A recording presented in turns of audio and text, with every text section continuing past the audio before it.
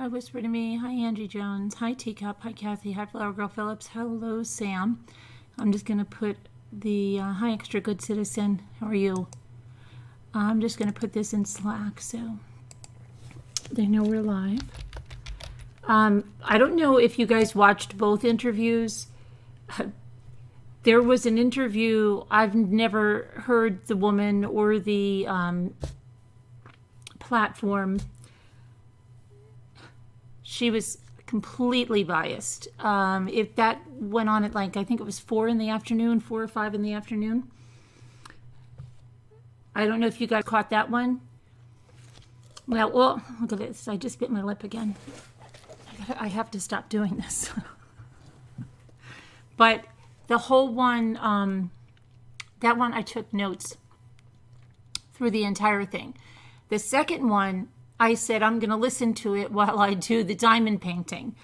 And I was making mental notes. But then after it was over, I had so many mental notes. So I sat down and I wrote some out. And I think I got most of the stuff. I still want to go through that second one.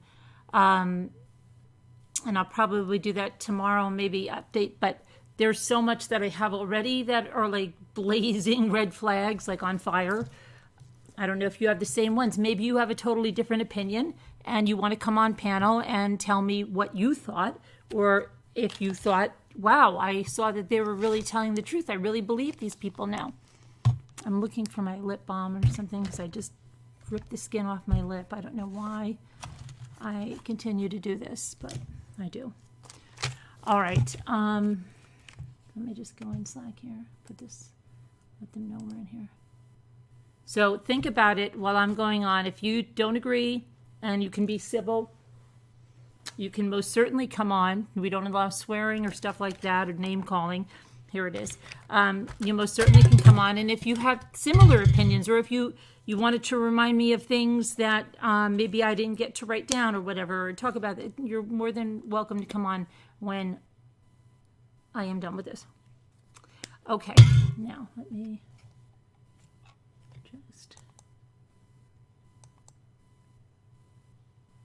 go put this here. Okay.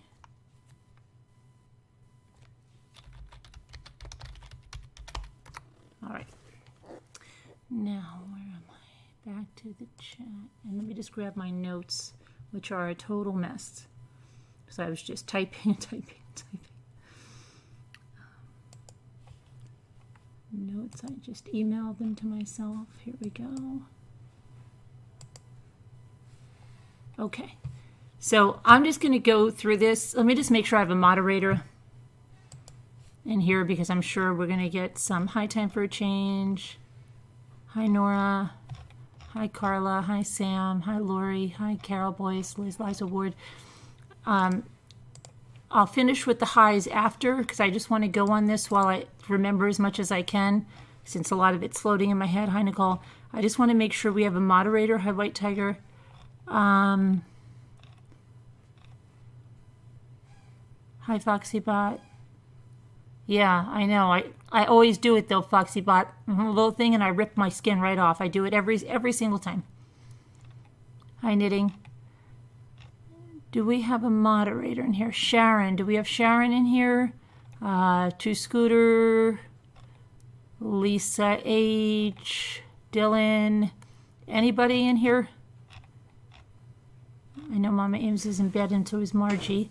Snow Remover. Who would still be up? April F. Two Scooters here? How come I don't see her? Two Scooter, are you here? Two Scooter.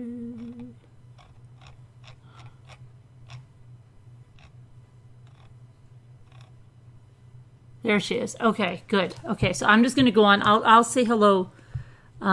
Finish saying hello at the end. But I just want to get as much as my head as I can. Okay, so this first thing, like I said, it was this woman. I don't even know who she was. It was on Facebook. It was a Facebook Live for some station like UI or something like that. Okay? So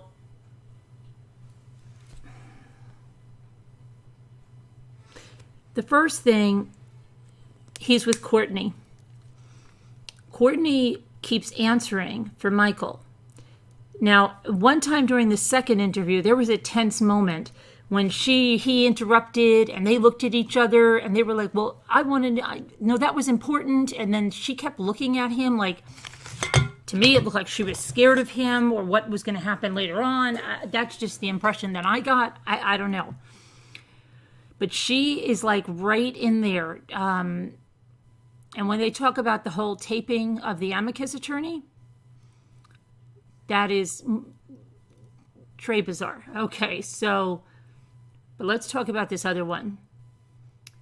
So Kourtney starts right off saying, even if you're going to understand that people are innocent until proven guilty, they can't understand why they would leave the kids in the hands of those accused people, meaning Kelly. And then she said, this is all Kourtney talking, right? Michael took the reins. He had to do something drastic. And the journey did not start with the outcry. They had been in different custody agreements and hearings and stuff before that.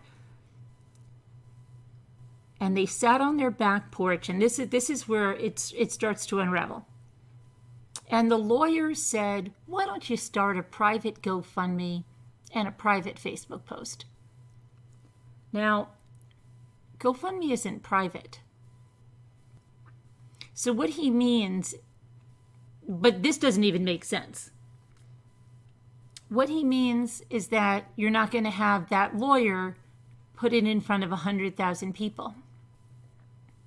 And I'll tell you more about that lawyer.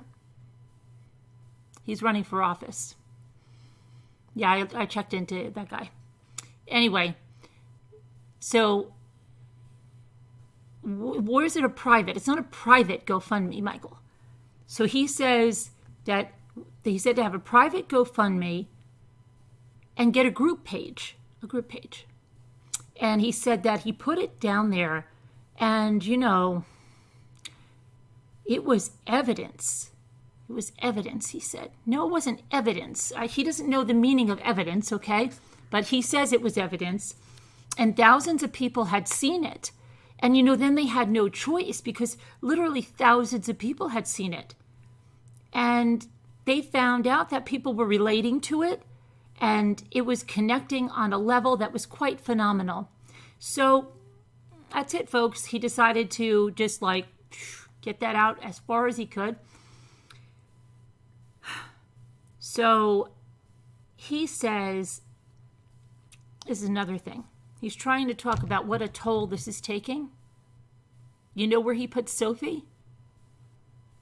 Last. He says this is really pulling on himself, his wife, and Sophie and the boys. But him first. Him first and his wife. And then he says the system wasn't working. It's not objective. And he wants to put it to the public. And he didn't want to put it public, he says. But then when it got to the public and the public is seeing it and sharing it, they start standing up for Sophie. And I believe her. And the outpouring of love and support is beyond anything imaginable that they had. Any reality they had going into it. They never thought it would get that big. And he feels good at night knowing his kids are safe. So he has no regrets at all doing this, he said. He knows that there is more ahead in the courts, but he's sleeping much better knowing the kids are there. Oh, and then the stepmother says they're losing their bags under their eyes, these kids. They're getting the spark back. And Sophie, one of the biggest things is seeing this big outpouring of love and support. You see what okay. My impression, because I see her do it throughout this interview. The biggest thing is Sophie is seeing this outpouring of love and support. What does that mean? Keep it coming, folks. Keep it coming for Sophie. She needs it. It disgusts me, okay? But I guess some people think, oh, the opposite, and that's fine. But it's not just this one comment. She does it throughout both interviews. Okay, so this outpouring of love and support, and that they had, it was unbelievable going into that with that. Let's see. So she feels so great. It's moving in a positive direction for Sophie. So now she's saying, now watch when they talk about therapy, and this, they don't talk about therapy here. Okay, these people think that this is going to be okay with horses dressed as unicorns and freedom cakes and a jiu-jitsu coach and all of this stuff. They don't talk about therapy unless it's brought to them. And this outpouring of love and support is just helping to move her in a positive direction. The more I hear these people talk, the more I totally believe they're using this. This is his scheme. This is his concocted plan. And he does feel like a mastermind, okay? And you can disagree with me. That's fine. So then the interviewer says, I see it too. She was singing with Dad. She was so happy. Okay. And she kept saying, you can't fake happy. Yeah, you can. Yeah, you can. She says, you can't fake panicked fear and you can't fake happy. Well, yeah, you can. And I'm not saying that, again, let me get it, that whatever's going on with Sophie, she's abused. 100%. And I believe it's a case of parental alienation, okay, that's going on here. So she is being abused 100%. And she may even start to believe all these things, and then the positive reinforcement of the horse and the cat and all of this stuff that she's getting from Amazon and everything else. Okay? But she is being abused. Her life is out there. Whether she was made to write that stuff, whatever, those words came out of that child's mouth that were, I couldn't even listen to them, okay? I can't even imagine hearing them coming out of my 9 or 10-year-old's mouth, okay? But if we find out that someone made her believe something in a case of parental alienation, boy, I think that person should go to prison. Okay, so let's because her life is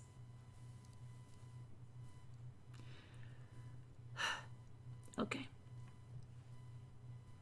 Then this one talks about the video with the Zoom visit, and it shows extremely distraught how everybody is. And anyone that thinks that child is being coached, you cannot fake terror and you cannot fake happiness. She has trauma. You can see there's trauma in her whole life, and you have to give her a really safe environment. So they ask about that pad. Now, have you seen that video? I've had my own thoughts on that video, and I've told you a little bit of them. He's holding this pad up to the camera. He's got his phone like this, and he's holding this pad up. Okay. Somebody said it was a whiteboard. It's a pad, like a little tiny notebook pad. He talks about the code word. Now, in that video, here's what I saw. The little girl was there. He didn't want to talk to the brother. He did not want to talk to the brother. Sophie got up. She skipped off. And he said, Sophie, you got to cut. Sophie. And she was like, Mom said, it's Jack's turn. And then you hear Kelly say, you get an hour. He didn't get his time yet. And you know what the father says? It's my hour. I'll use it any way I want. He just wants to talk to Sophie, and it's obvious. And throughout the interviews, when he talks now, if all of these children are in the same abusive household, and this little boy is supposed to have a drug test that's positive, how come he only talks about Sophie unless somebody reminds him that the boys are in that situation too? Why does he only talk about Sophie? I have my view why he only talks about Sophie, but that's just my view. He only talks about Sophie until someone says, well, the boy, oh yeah, the boys too, right, yeah. Mm-hmm. So he wanted to talk to her. And then when Kelly says that, he goes, yeah, Kelly, I'm sure, something real. But this person cut that out of the, wouldn't even let that part play because she knows how bad it sounds. So she's like, oh my gosh, did you see that little, they're making stuff that isn't even there, dark circles, this, that, craziness. What are you holding up in there? Oh, I'm just holding this thing up to see if she's in a safe place.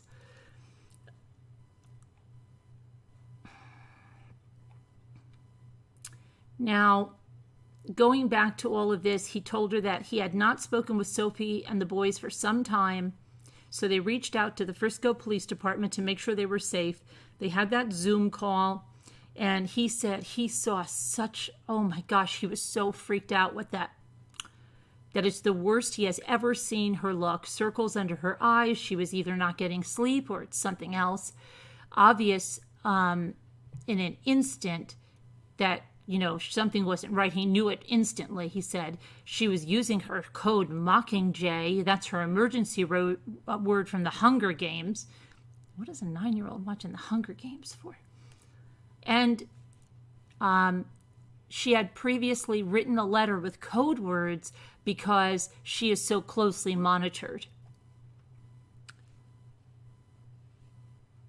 Okay, so they're saying there's that there are screams from the moms and the boys the whole call. She's looking at people and putting her finger on her lips, and then they say you hear a man, but we don't talk about that. His father said the man might have come from their side, right? I don't even hear what even they're talking about, and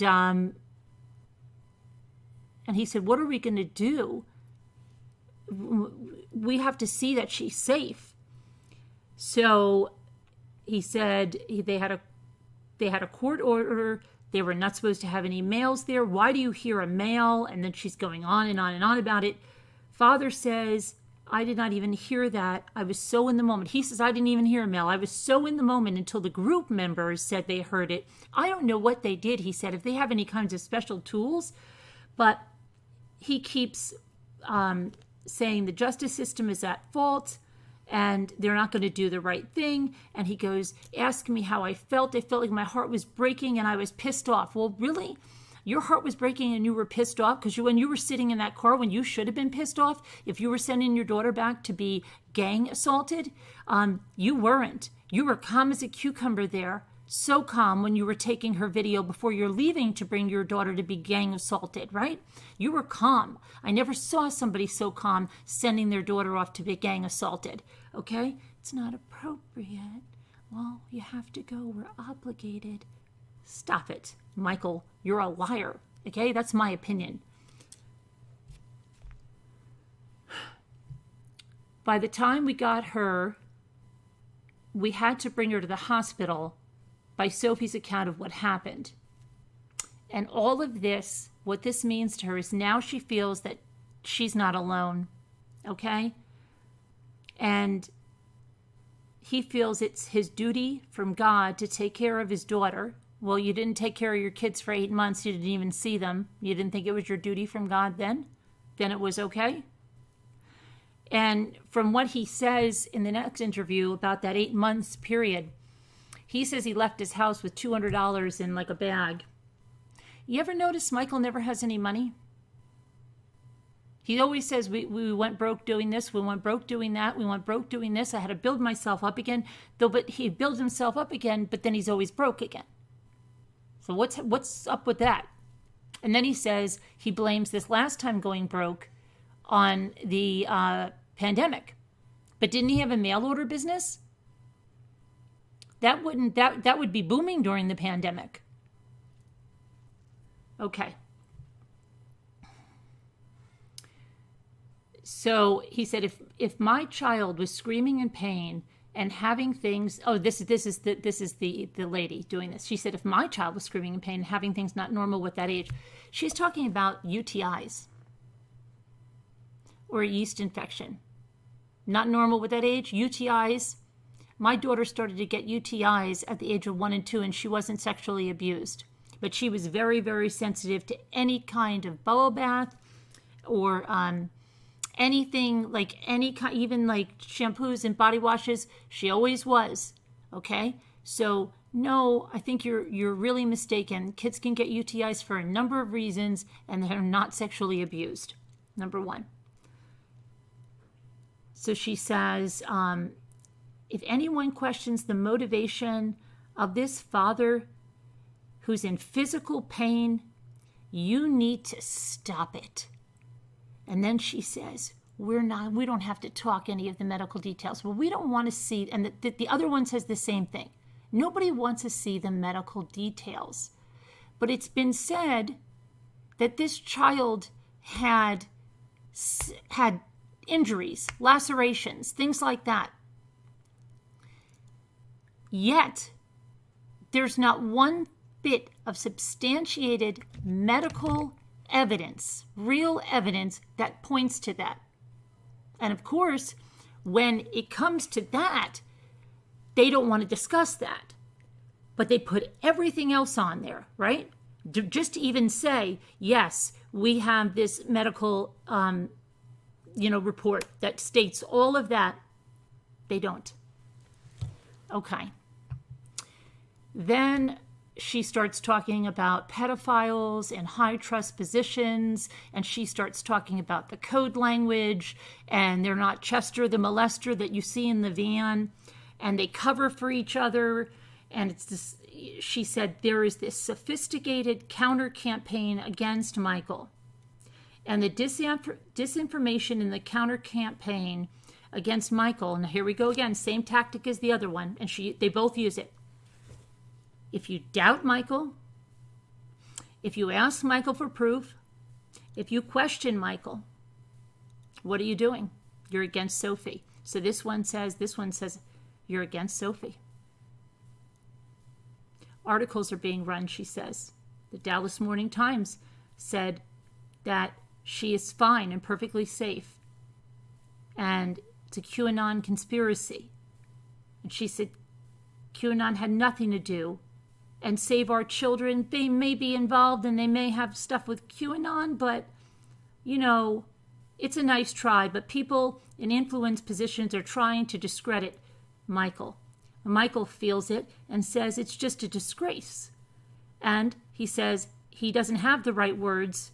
You could say whatever you want, but what you're doing is silencing my daughter, and unfortunately, this country does not let children speak for themselves. Again, he's using it. They're using it. It's their whole mantra. If you doubt him, if you do anything, you're really silencing Sophie. It's sickening. He says, in your attempt to tarnish me, you're stopping Sophie from getting justice. So if you are against me, we're on different sides of this.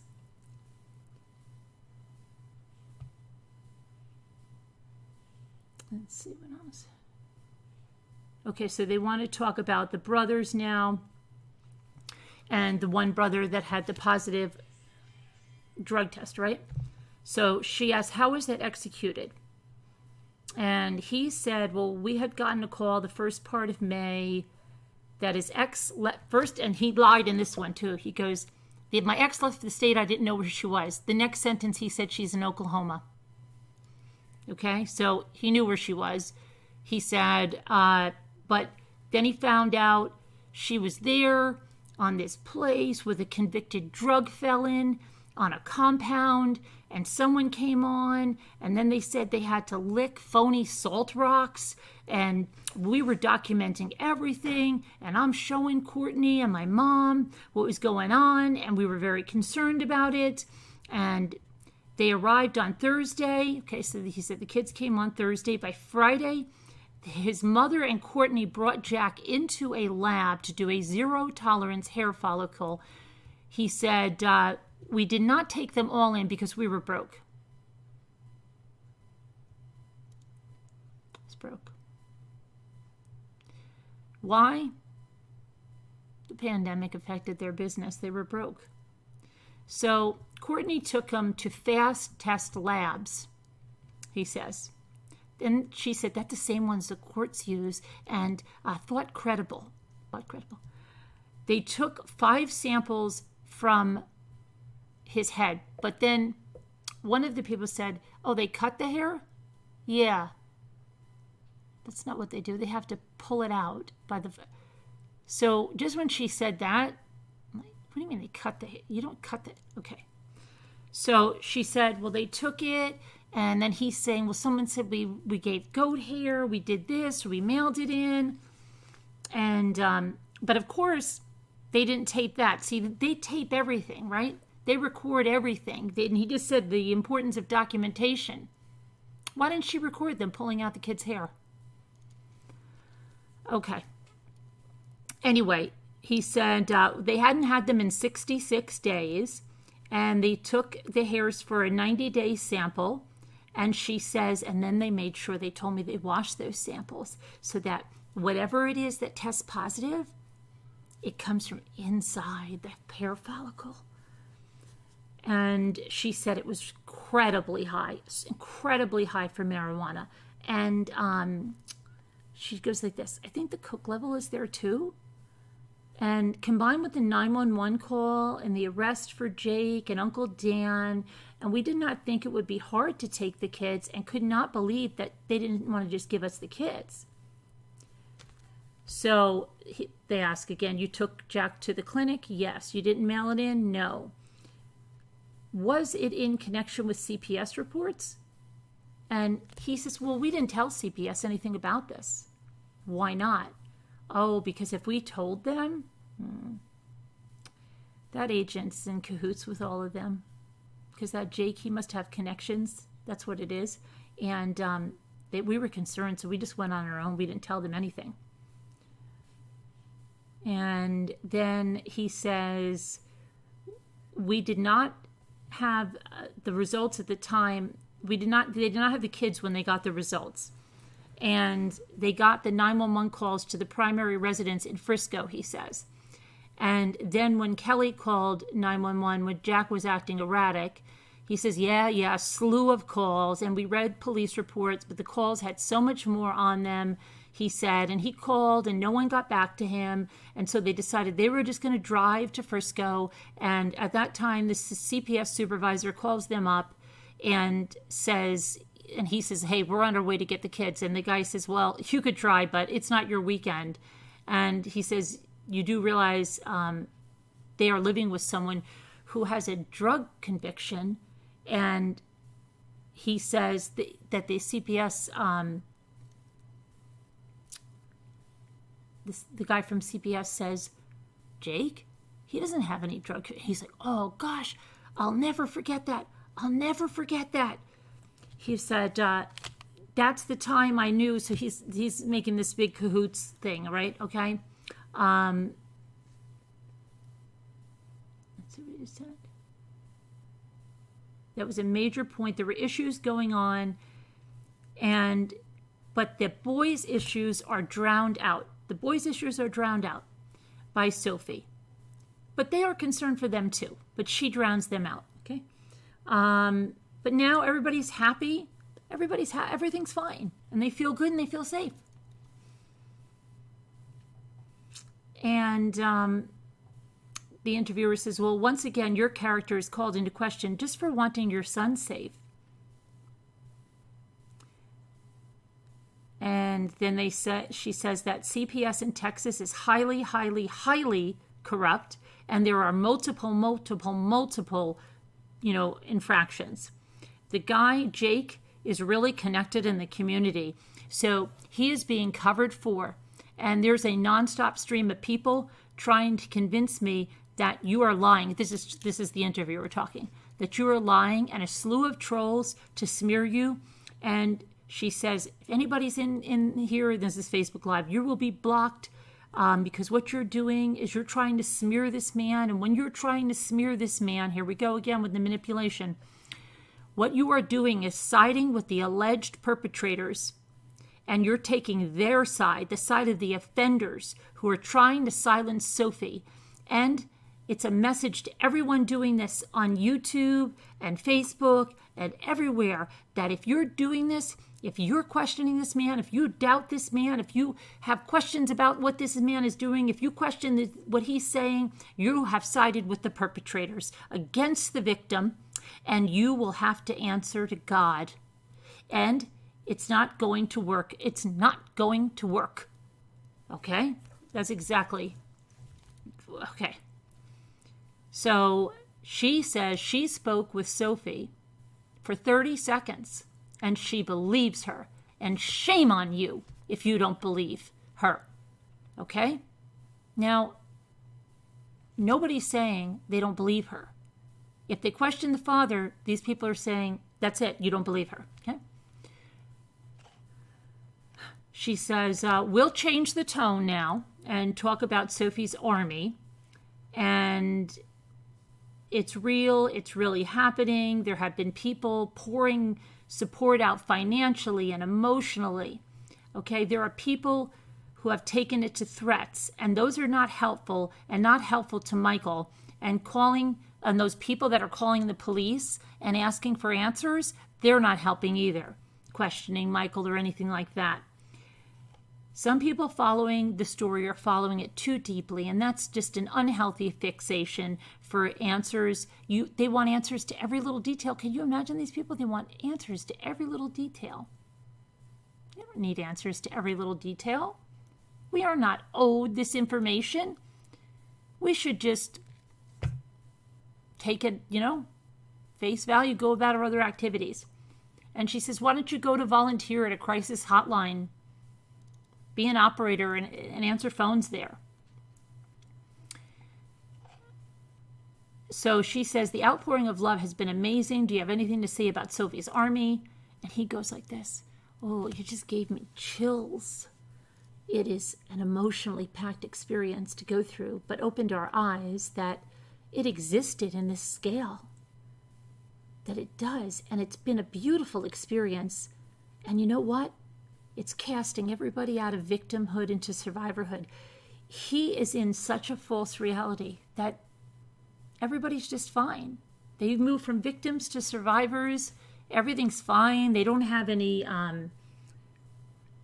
lasting issues. They're fine. Once they're recognized, oh yeah, you're like one of us. Come on, let's go. You don't need therapy or anything. We need a freedom cake and horses. He is, in my opinion. Okay. So he says they go from victimhood into survivorhood, and they can have constructive outlets to get involved in, and he can speak for himself. It is such a blessing for him to connect with all of these people and hear their stories, and even his parents are getting messages to talk about it, and the shackles have been broken, and you know what? They're ready to get up and do something about it. Everybody's been waiting for Michael long. He is the savior in this, okay? And this is really, really important because he says that there were reports, I believe it was by CPS in 2017, where he had said he was going to make Sophie an angel, that he thought he was a cult leader. And he goes like this, yeah, they thought I was David Koresh. And he's laughing about it. He said, and they thought I had mental illness. And I'm like, wow, okay. And he's like, and that's like crazy. So then let's see. We were trying to, let's see, what is it here?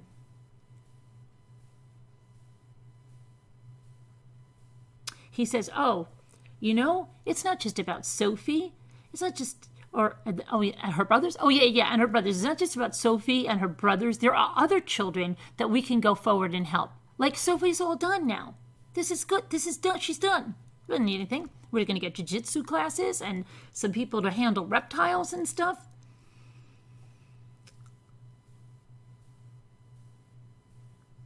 He said, okay. He said, we were trying to get them out and thinking when Sophie's screaming And her stepmother was trying to cry, okay, when they're talking about this. I didn't see any tears. I saw no tears, but I didn't zoom that close into it, but I didn't see tears. And it is real nice. Thank you. Sophie's one wish was to be with her dad for her birthday. And then, they show the photos, these staged photos, the horses, okay, great. Anybody can stage photos. And then he was wiping his tears. Him in his eyes, I didn't see tears. And then this interviewer says again, you can fake happy. Look at her on that horse. You can't fake that. Okay. And then they start talking. They had face painting and karaoke. And they concentrate on this karaoke. And she went crazy. And Kourtney's saying, my sister's an event planner, and she planned this whole thing. Her sister is very involved with this whole thing. And they went crazy with karaoke, and she loves to sing, and they had rental horses, and they were dressed up like unicorns. And her sister said, do you want the horses to be dressed up like unicorns? And she said, well, they can do it, sure. And then he says, if I ever had a horse, I'd always want it to be dressed up to look like a unicorn. Her wish is to be here with me, with us, and everyone came together, and we were out on the land, we were enjoying life and experiencing this awesome 10th birthday, and she went out protesting too, right? This lady says, oh yeah, she did. We had a group downtown, and I'm really cognizant of the safety concerns, so we just show up at an unannounced time, and she thought it was awesome, just awesome. And there was a beauty school, and they came out clapping, and he could see Sophie say, wow, and it hit her that this little girl has so much power and energy for something that she wants to do the right thing, and you're going to see her step out and speak out on these issues. Not sure it will ever happen, but her internal moral compass wants to discuss it and will make sure she has the outlets to express it in. But not about the therapy yet, okay? And then, ladies, I see a future advocate, an activist for children's rights. But then she says she has a lot to overcome. She's going to require a lot of counseling. Do you have anything set up? And he goes over that in this interview. In the next interview, he's put on the spot, but we still don't have a counseling session. So they start to talk about the GoFundMe. She says, anyone who questions the GoFundMe, legal fees are very pricey. And, there's an ugly fight that lays ahead. And, these things are contested at every turn. Oh, no, this is the stepmother. This is the stepmother saying, anyone with questions about the GoFundMe, she only set it up for $25,000. And, people just gave. So, what are you going to do? Never talk of cutting it down. She goes, but you know what? Legal fees are really pricey. And you know what? Things can get contested. And it's probably good we have this money, because we're going to have ongoing legal fees and everything else. And the video was not put up to raise money. No. But the funds, they're going to be used. Yeah, they're definitely going to be used for, all kinds of things, including therapy. He's aware of the need for therapy. But right now, they're dealing, just kind of in the moment and trying to figure out what happened. And, he says, we're not trained on how to deal with this stuff, So we're going to need help with how to do this. So please, if you're a PR firm or something, can you pro bono, please, over there? And he's saying, you know what I'm thinking? That, we're going to homeschool. Did they start school? No, we're still just figuring it out. Aren't they mostly? I don't know. We're figuring it out. But you know what I thought would be cool if we could bring people in? I'm looking for a jiu-jitsu teacher. A jiu-jitsu teacher, pro bono. You can go over to the compound over there. Somebody maybe to handle reptiles and show the kids hands-on. You can go over there too. And So the funds are going to be so incredibly helpful. You know, they didn't set up to earn that much, but hey, nobody forced anyone to do it. And she says, again, I set it up for $25,000. I didn't know. We had gone through 30,000, she said. So I thought 25, I didn't know. So it's good we have that extra. And it's to protect a child from an abusive situation. So you should all, everybody, it's fine. Okay. That was about the gist of the first one. So just a lot of red flags in there about how he doesn't bring the brothers into it. This is my opinion again.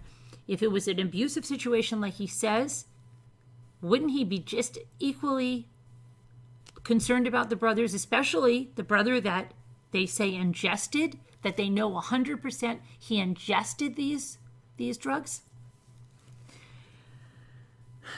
Okay, so the interview number 2. Now, the whole time, Kourtney's wearing long sleeves. In the interview number 2, it's later at night. They're sitting outside.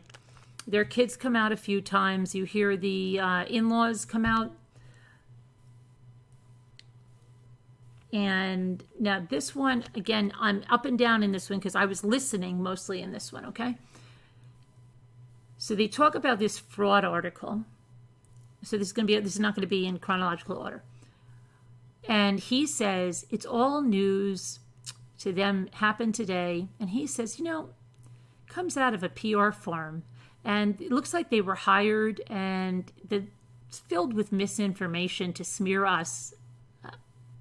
I mean me, he says. He keeps throwing Sophie under the bus and the stepmother under the bus. So we know how this is going to go. He goes, but I'm so used to it. It's been going on for so long. Okay, for so long? Okay. And I just can't believe how far they're going to tear me down rather than just to make sure this child is heard. I don't get it. But you know what? It's just a bump in the road and I won't back down. That sounds familiar. She asked, do you have a PR firm? No, not at all. And I don't even know how to approach that. Really? You just said he went through his history before this saying how he was a blogger and a recruiter and he was traveling all over the country. He was going abroad to London to speak, but he doesn't know about a PR firm.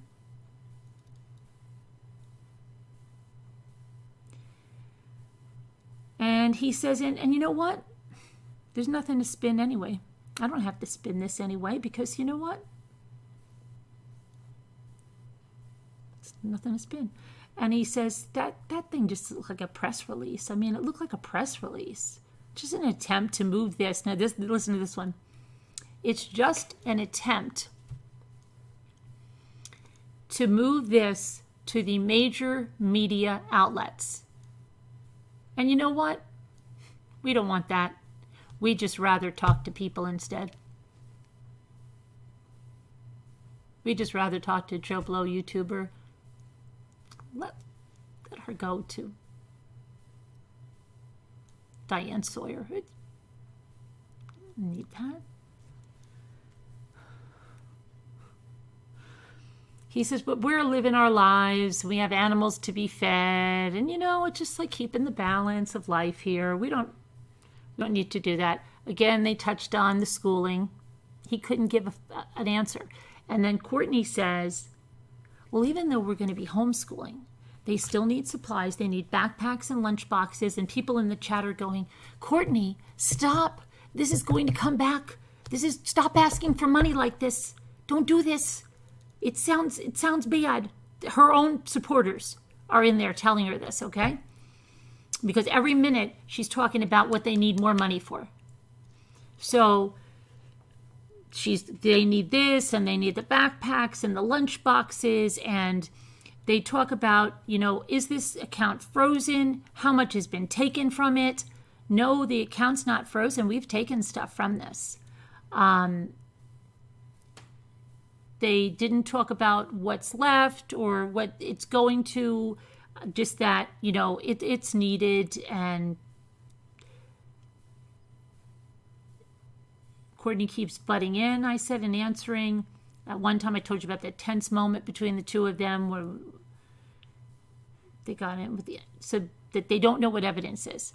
Neither the interviewer or these two, they don't understand what evidence is. They don't understand that everything is not admissible and everything is not evidence. But he says it. Okay, this is why it's good to catch him live, because he trips himself up. He admitted the journals were not admissible and says, which is why Kourtney gave those journals and tapes to a YouTuber, saying it was their last chance. And then, when asked about the marriage, Michael says the reason that he divorced Kelly is because she had an affair with his best friend, so he lost a friendship, and then she decided she wanted an open marriage, and hey, he was going to do that. You know, he's a good guy. And then it just jumps to he gets a bag and $200 and he's out of there and doesn't see the kids for 8 months. And then when he's talking about the 8 months, listen to what he says. Why didn't you see your kids for 8 months? Oh, well, because I was, we were out of stay. I was trying to do stuff, and then we were trying to come back, and then by the time we were able, so it makes it sound like he was already with Kourtney. We come back. It was 8 months. Therapy was hardly addressed. He said he's trying to set up appointments. Trying to set up appointments? Yeah, he's trying to set up appointments. But you know what? He's more interested in getting a jiu-jitsu teacher. Anybody, please go see him. And bringing in other teachers. And Kourtney wants it known that even though they plan to homeschool, they still need school supplies and backpacks and lunch bags because the kids want to make their own lunch. She says that things are so expensive, really expensive. Again, she only asked for $25,000, but they might be going through that money really fast and not have enough to defend. And, that's really important. It seemed to me she is so concerned with money and wants to keep saying what they need. Again, like I said, her own supporters in the chat told her to stop. Mentions the event planner again with this one and the horses dressed as unicorns. And then they talk about this amicus attorney and this recording. And this is really quite bizarre as well. And I want to do some research after this of these things that she says. They asked about her criminal history. She said she was a minor both times. And I want to check her age on that because I thought she was 19. She said that they were both dropped and it was just, she was at a friend's house, and the other one, well, she was walking through a yard, but she was only 16, she said. And, she just made light like crazy of them, okay? We didn't talk about his DUI. We didn't talk about anything but Jake. And let's see. So they're talking about the recordings from this amicus attorney. And at this time, Kourtney went in the house. So she's asking Michael. Michael throws Kourtney and Sophie under the bus right here. He says,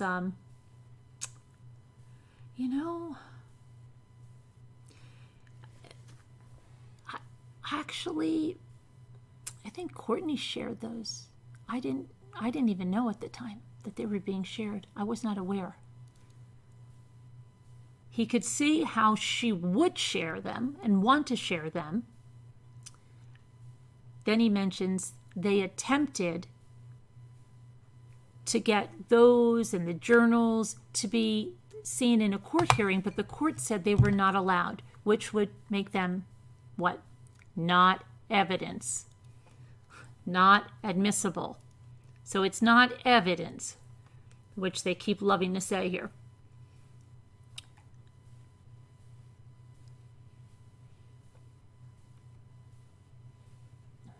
So they're talking about these recordings. How did they come up? And he says at first, well, I think that Sophie was so upset that she was not being heard that she just decided to record them. And the interviewer says, Kourtney recorded it? And then he says, the recordings happened from Sophie's phone. And then he says, you know what? The journals, the recordings, who really cares? Whether it's right or wrong. Listen to this one. Listen to this. Whether it's right or wrong, the truth is the truth. And at the end of the day, who cares? So yeah, no, don't worry, your daughter will have lifelong trauma,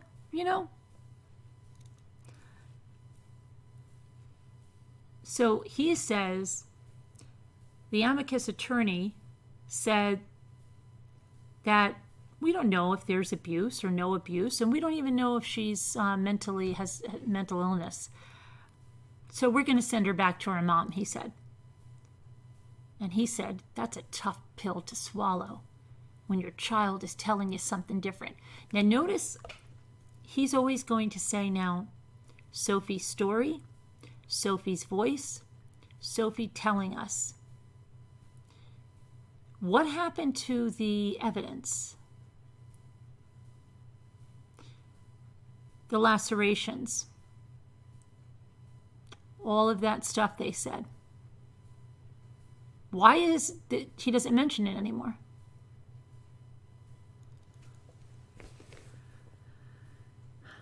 So he says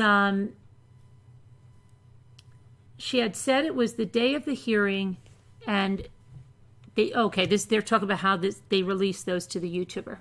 So Kourtney said it was the day of the hearing, and there was a new judge brought in, and Kourtney was terrified, and she was desperate.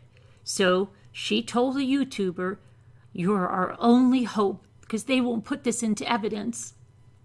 Why the heck not? Why do you think? So where did they record those? And he says, on Sophie's phone, I believe. And the interviewer says, did Sophie trigger it? Beats me. I don't know. He goes, people think I'm a mastermind at this stuff. And, a lot of this is happening between Kourtney and Sophie. Here we go, under the bus. I've been involved, but, some of this is just intimate stuff between Kourtney and Sophie, And I got involved with, comfort levels when Sophie said she wasn't, didn't like somebody's hands being placed in other places. And that's when I got, really up there, and I said, it's not okay. You have to do what your body feels like. But see, he's still just saying now someone's hand in some place. He's not going on with these big things that he was saying. The gang assault, the lacerations, the blood, all of that. What happened? So they when they were asking him about the marriage, they asked him, did you ever see any abuse? So now listen to what he says. He says, well, no, she had abuse in her past, but I didn't know it. But now look what he's saying.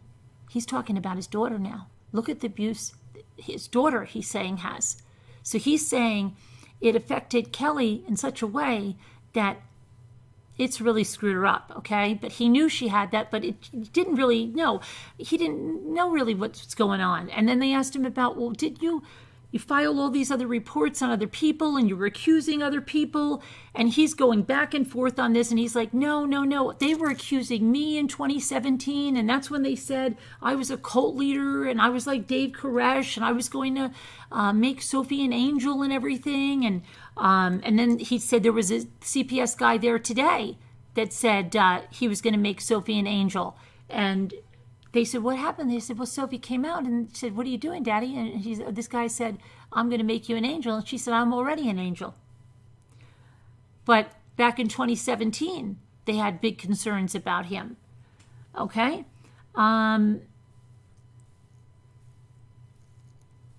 So then they're asking, then the stepmother's thinking, and she said, there were some things that kind of tipped us off. Like what? Now listen to this example. My mom came over and bought sugar cookies. The kinds you get at Walmart with all the icing and the sprinkles. Those? Yeah. And she had them on the table, and I was at the kitchen sink. And Sophie had one, and then she went back for another one. And my mom said, that's your second one, Sophie. You must really like those. And she said, yeah, they are so good, I feel like putting them in my vagina.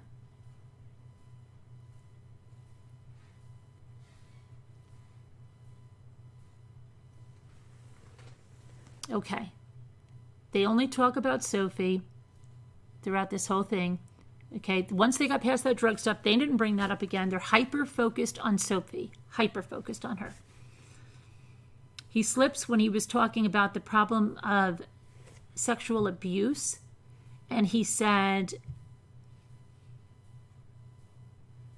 let me see what he said here. Oh, he says something like he didn't know there was such a huge problem like this, and that there can make so much of a difference. Because you know what? He doesn't want his kids to be affected by it. He doesn't want any kids to be affected. His kids were already affected by it, right? So the way he worded it, it slipped out that his kids weren't, the way he worded it. Okay, I don't remember exactly, but I was like, what? Yeah. That he doesn't want his kids to be affected by it, and he doesn't want anyone's kids to have to ever go through that. That's what he either said, to go through. I don't want my kids to ever go through. However he said it, and I don't have it right in front because I was diamond painting, and I'm doing this by memory, but I have a notation. He said it as if it didn't happen, and he doesn't ever want it to happen, and no parent wants it to happen. And then they go back to this recording again and say, was Sophie aware that this was this amicus meeting being recorded? And he says he believes so. And he says, well, the day, and Sophie, was Sophie aware. But Kourtney's still in the house.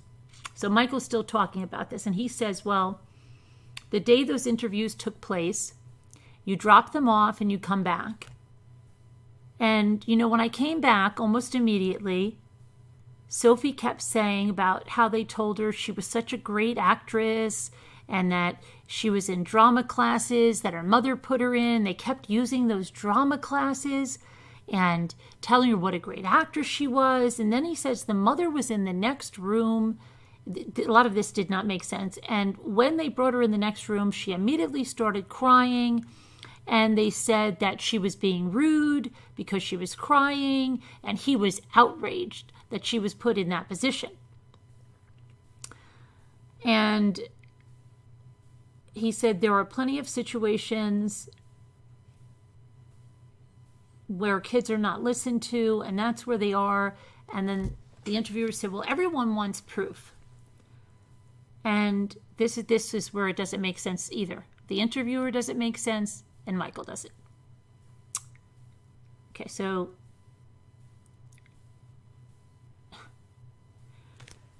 the interviewer said that almost all evidence and proof would be private. And if you show the evidence that you have, which is pretty solid, no, he doesn't have evidence. Okay, what he has is not evidence. It's not even accepted as evidence. Then you get slammed for showing private info. And says she didn't realize how sensitive the stuff was when she was showing it. Really? When people were saying, I don't think we should be showing this. And you said, I don't care. The family gave it to me.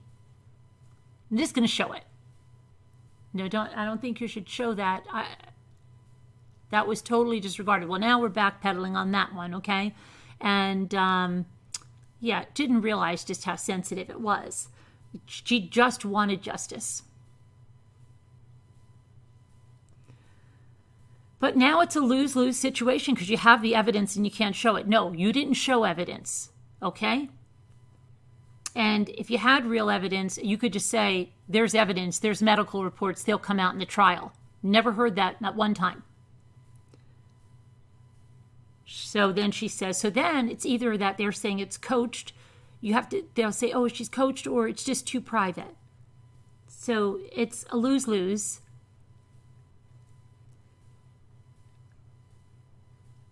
Then he says something so ridiculous that if you doubt him, if people keep doubting him, Sophie's going to see this in 20 years, and you know what she's going to think? She's going to think that people doubted her. What do you think she's going to see with what you put out about her? I think that's far more pressing, Michael. And again, this YouTuber says, well, we can't put a doctor's exam on. No, you can't put a doctor's exam on the screen, but you can say that there's a doctor's exam and it's admitted into evidence, but there's not one there, okay? Because it's all unsubstantiated. So this person asked the chat what they will need. But then, talking about how she's trying to take an objective look at the case, she then says, it really doesn't matter because you have strong proof. And I know that when you get to court, this is all going to be presented and proven.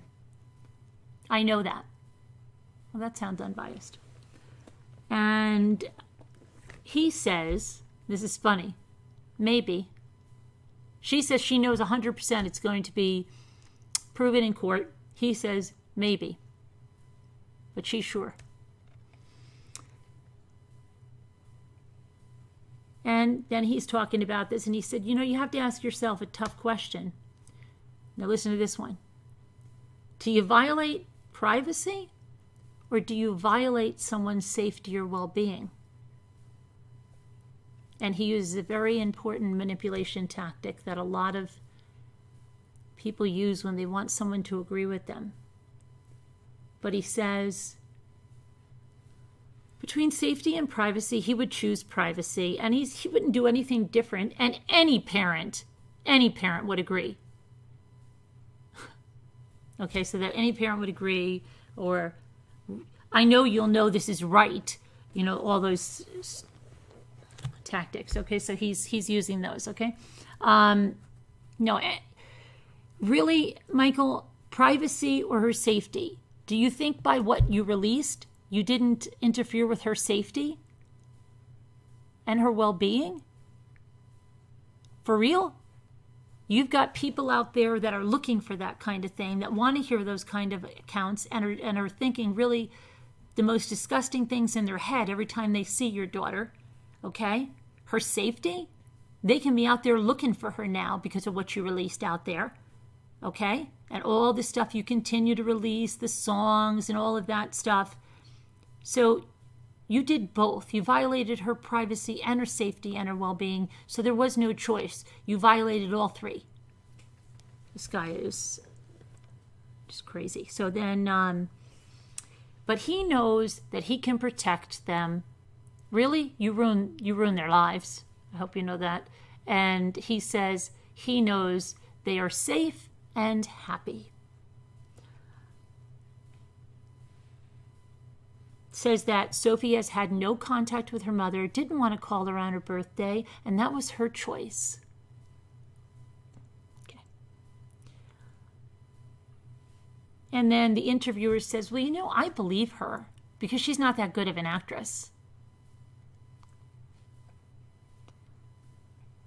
He talks about the party again with the karaoke and the Katy Perry, the Taylor Swift, the singing, the video they made about her. Now, did you guys see this one? The night of her birthday, they made a video up by that flagpole. The whole video goes through in one take till he gets to the end. And she's singing a song. And then he says something like, what do you want? And she stumbles a little bit. And the video is cut. And then it says, I want a record label for kids. And I'm just like, oh my gosh, he cut that because she wasn't saying the right thing. He told her what to say, in my opinion, and then put that in the end. And at the end, it's like 30 seconds where she says she wants a record label for all kids so they can come in and record their songs with her. He talks about this being a huge conspiracy. He talks about the convicted felon, not his wife's criminal history or his.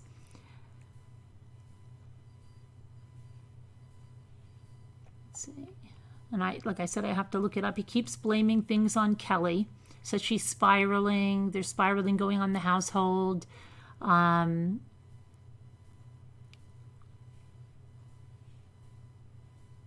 like I said, the 8 months that he was out of the household, He says, we did everything we could to get back as soon as possible. But who is the we? Sounds like, to me, he's the one that cheated. How did he have Kourtney so fast?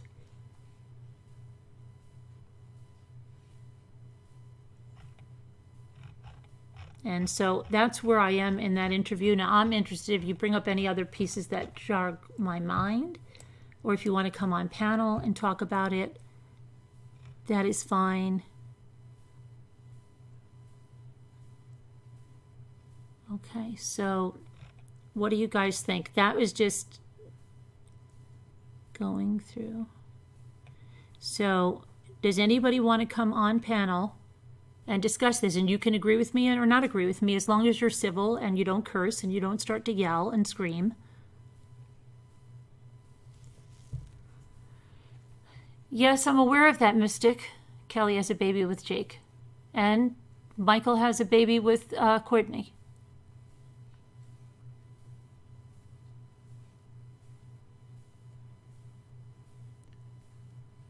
I have an issue with the Amazon account. They have a GoFundMe. They have a GoFundMe, a Venmo, a PayPal. I was nicely asking him to answer my question. Oh, everybody that had a difference of opinion, especially pre-chat, I just saw the comments were gone. The comments were being gone.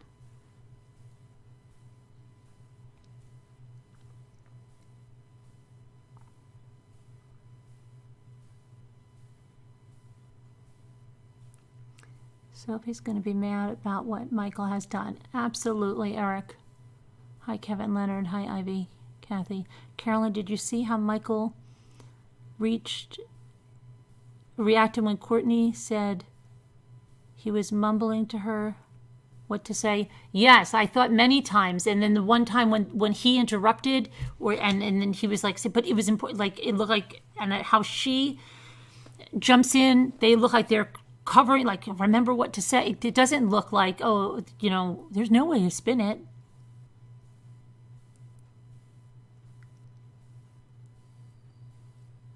There was a public fraud. Yeah, we're going to look at that. Right. That's the one that he said is the PR article that's just meant to smear him. We are going to look at that. Yeah, we have a call-in number. You have to email me. You can just call in without the video if you like, Tracy, but you have to email me if you're not in Slack. Okay? Just email me at carolyn@truecrimechat.org.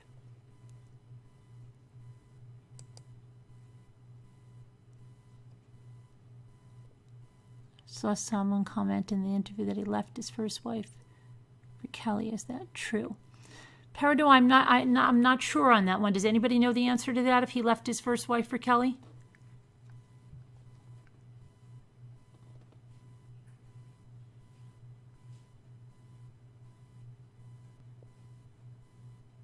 Caden Shea is saying at Beth, that's not true. What's not true? Master thespians, both of them. I think abuse is happening on both sides.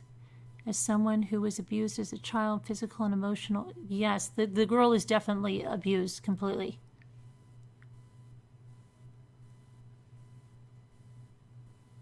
Are you doing the Zoom?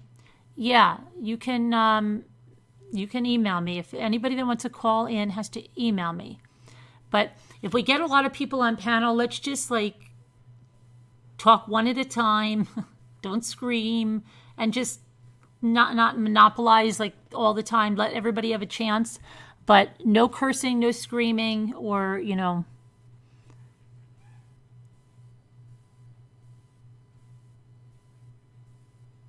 Hi, Martha. How are you? Hi, Leah.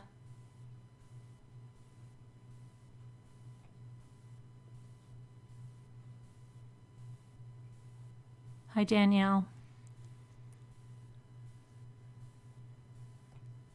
Hi, Sharon. Hi, it's Bink.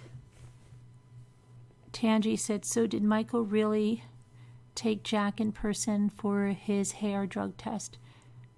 No. Kourtney and his mother did, according to him. That's what he says, okay? That's their version. He's taking himself out of all of this stuff now.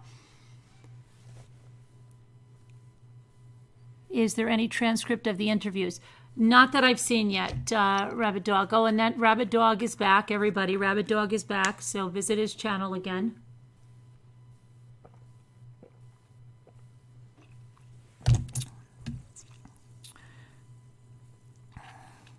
The way Kourtney looked at him for approval. Oh, yeah, right? But just that one time when they interrupted, that looked so weird to me, my opinion.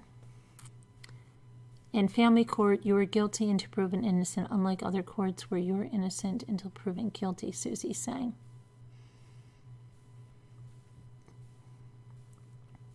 Sophie is definitely being coached, Felicia says.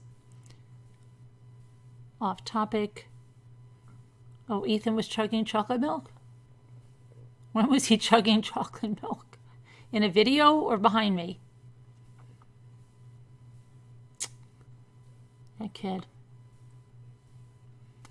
I think when Michael said Kelly cheated on him with the best friend, that was the first clue to his motives. I don't think Michael should have those kids. He's a whack job. He seemed to get a good rise out of saying he was David Koresh and a cult leader, and how could he be the mastermind? He goes, you think I know how to coach people, how to act, and do you think I can do that?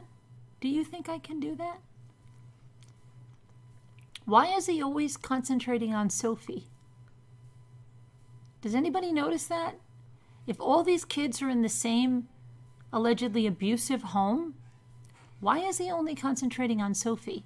And how come we're not hearing about this evidence of lacerations and blood and all that? Why didn't they mention that at all?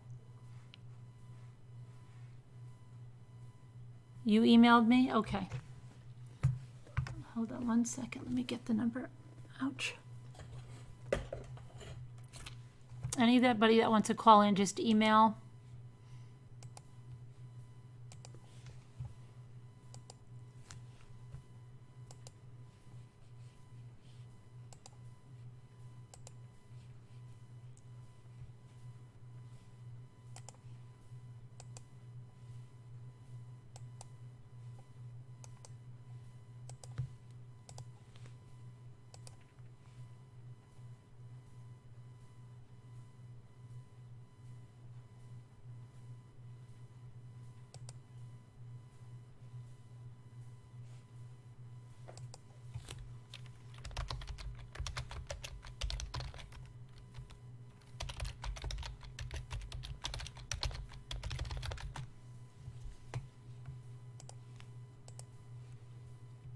Okay, I don't have...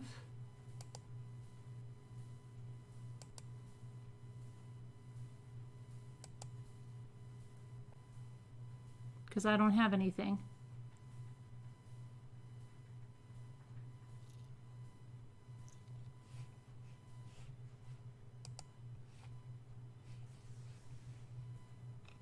Oh no, what? What happened? We're not buffering, right? Oh no, what? What's the matter, Muka? Why is Muka saying, oh no? You buffered? Are we back? Oh gosh, it started to buffer. But we're back, right?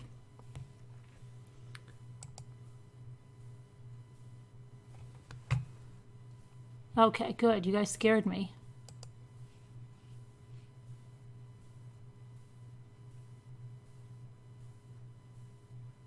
Hi, Ginger Spice. Hi, 61. Okay, Caden, Danielle, Sam, Lacey Alice. Here we go, Foxybot. Is anybody? Hey, Foxybot. Hello. Hello. Foxy?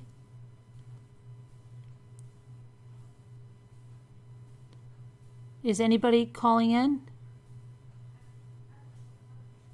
Kathy from Texas. Extra Good Citizen. Paradise.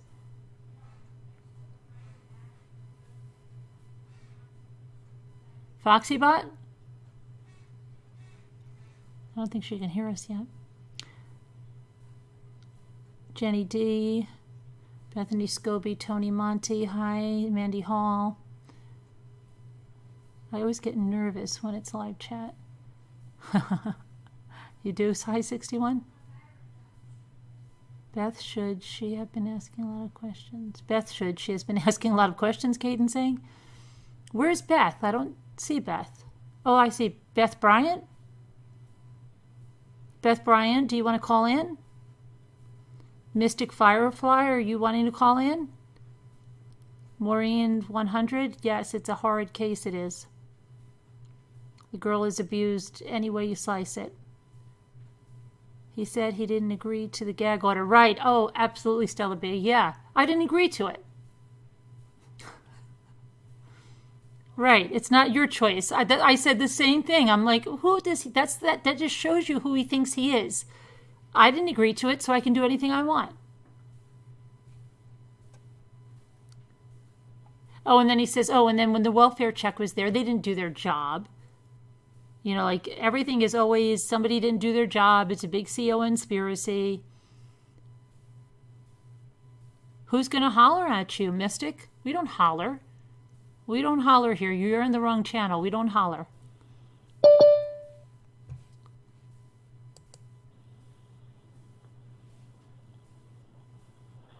Hello? Caroline? Oh, that you're here. Okay, I'm here. You're here on two different things. Can I just remove this other one that you're not here on? Sure. Okay. There we go. You still there?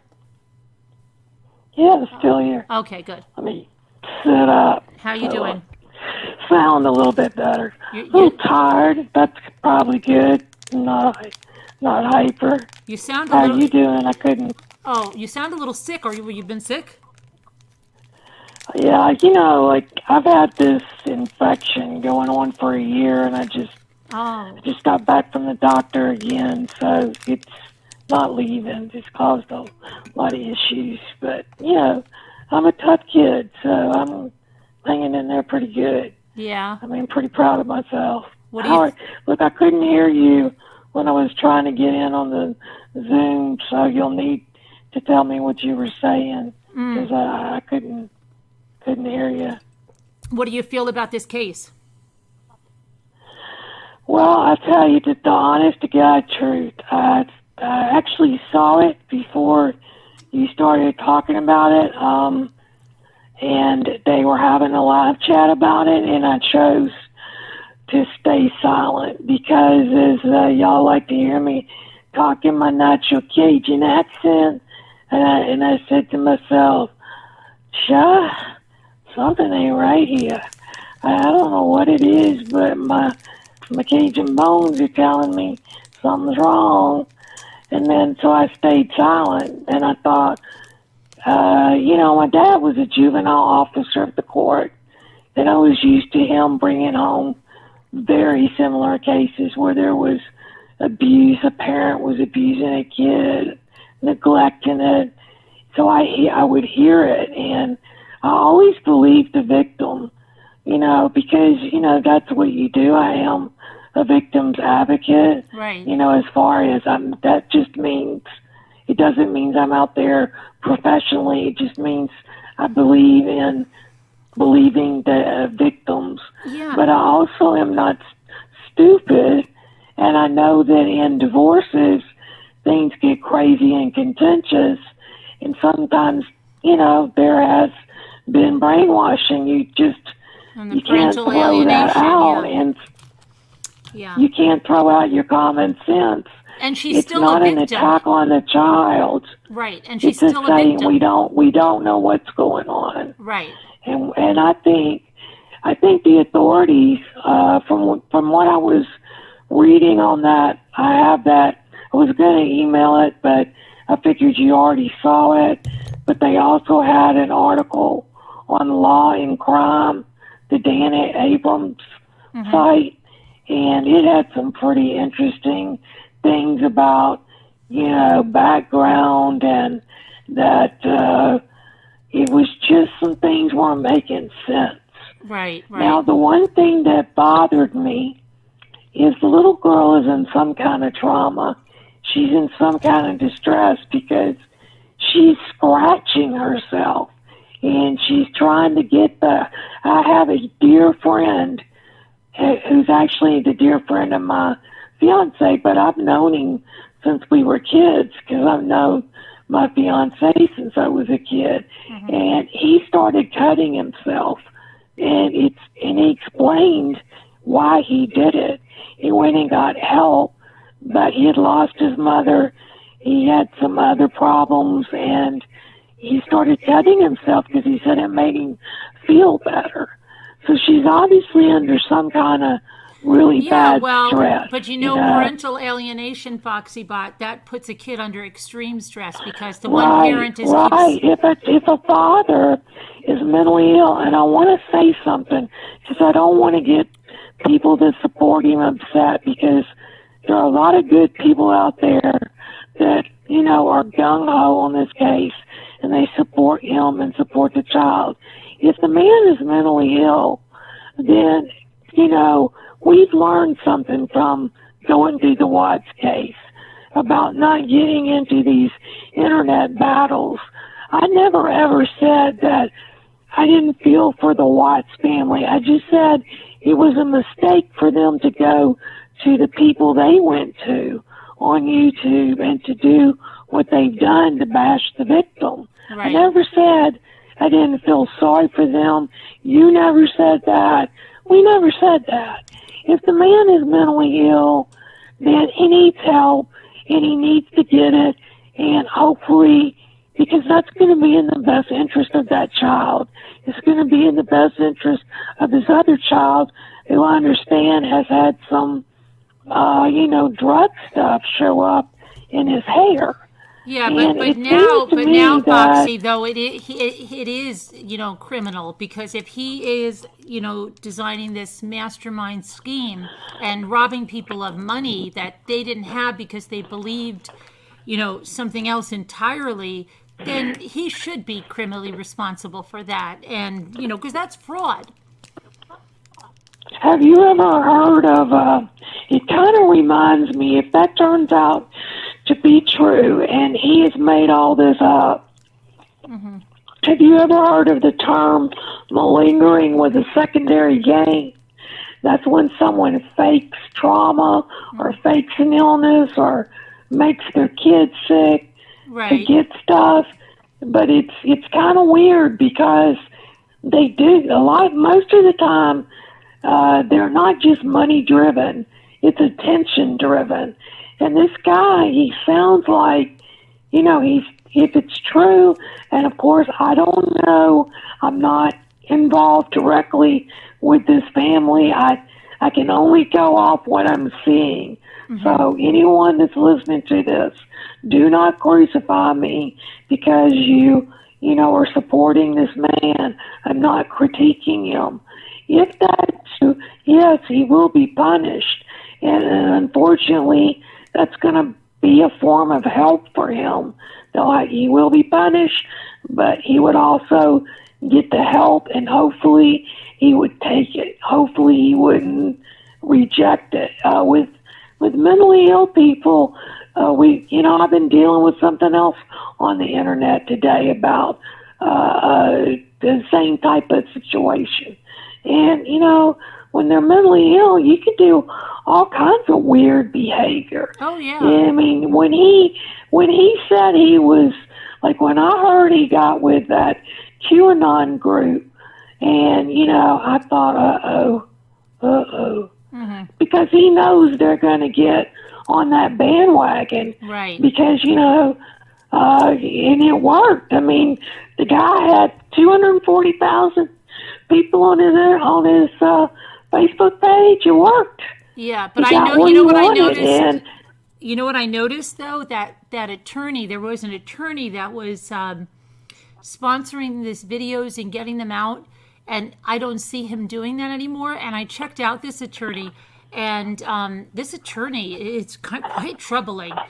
This attorney brags about how much money he has, 20 million plus, and he's in Texas. He's running for office, and he is it's a very strange thing. He's running as a Republican, yet he's really, it seems, it's a very bizarre because he is against most of the Republicans in office and is supporting Joe Biden and the other Democrats. So right away he's controversial in his own party, right? And then Right. he was running on this platform and he was using Sophie, and he put Sophie there, and he said he made a statement about Jake Bellington that is not proven, and said all this stuff about Jake Bellington. I mean, it was really ridiculous. And then I noticed he went silent when this started to kind of unravel. I have seen him go silent, and I haven't seen him sponsoring. And I noticed that in the interviews that he was sponsoring, there was 13,000 people in those interviews, and there was only about 3,000 something tonight. So there's a big difference of not having that attorney pushing that out.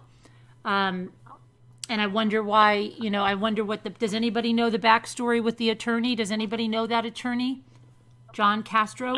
Well, I know Little Dove had brought up that she had her divorce in that area that that case is being heard in, or where that guy is, and she said it was corrupt, and she sent me a bunch of information about the corruption, and it was awful. You should see that. She said she emailed it to you too. It was mind-blowing. I don't know about this guy running for office, but that's typical for politicians to jump on a bandwagon. Right. But it's going to bite him in the ass. Oh, yeah, yes it is. Yes, and excuse me, but it's going to bite him in the ASS. Yeah. He's going to get bit by a big cocoa tree right in the buttocks if this turns out wrong. And it doesn't look too good because they laid things out. Whoa, did they lay things out? They said, for instance, the officers asked the child to step out of the SUV, speak with them. The child got out of the vehicle, stood beside the SUV, talked calmly with the officers. Child was not crying nor upset. He was on the scene for 19 minutes. Asked if she was hurt. Child said she was okay. She was not hurt. The mother told the officers judge had awarded her custody of the child. The mother chose to not create more conflict and allowed the child to leave with her father. And I had actually discussed with friends offline a bit where we're interested in the case, because people have been more interested in me, because I was kind of just waiting to see the outcome, waiting for the experts to talk, because they'll know, that the doctors will know, the psychiatrists will know, but I had said that, it was my child. She was that upset, I would just say, well, look, you go ahead and take her. I don't want to see our child that upset until we get to the bottom of this. It's all right. And I would just bite the bullet and let her go until the experts could get in there and determine what was going on. And I would hug her and I would tell her, I love you, honey. I don't want to see you upset. Mommy's going to figure this out. It's going to be okay. So that gave me a little bit of a better feeling that she at least let the child go with him and didn't fight about it. That because I know little about the woman. I don't know hardly anything at all about her or her boyfriend. Now, someone on chat tonight brought up a great point that I had brought up. It's entirely possible that both parents could be abusing her. Absolutely, and that's why, entirely possible. See, that's why I've made it known that people think if you question the father that you're on the mother's side. I don't know anything about the mother. I say the child isn't being abused. The child, either. No matter what, and I'm not on either She parent's could very side. well be being molested by the boyfriend. That could be true. Now, what concerns me is then I see the administrator, and again, I don't know this ins and outs on the case like you and other people in the chat do. I've read a lot, but not, I'm not into it like I was the Watts case, all although I'm very interested in it, because we got a child Right. that's clearly in some kind of horrible situation and she needs attention. But none of us, and I'm saying this to the supporters of either parties, please don't fight about this on the internet. That's not helping the kid. Let's just wait and see what the experts find out. We know it's not, it's not like we're speculating or people are ripping him apart. People are going to have questions Right. when things don't add up. Yeah. And that's perfectly okay. This is not like the Bash Fest that I'm still seeing with Shanann Watts. They still dragging that family. Yeah.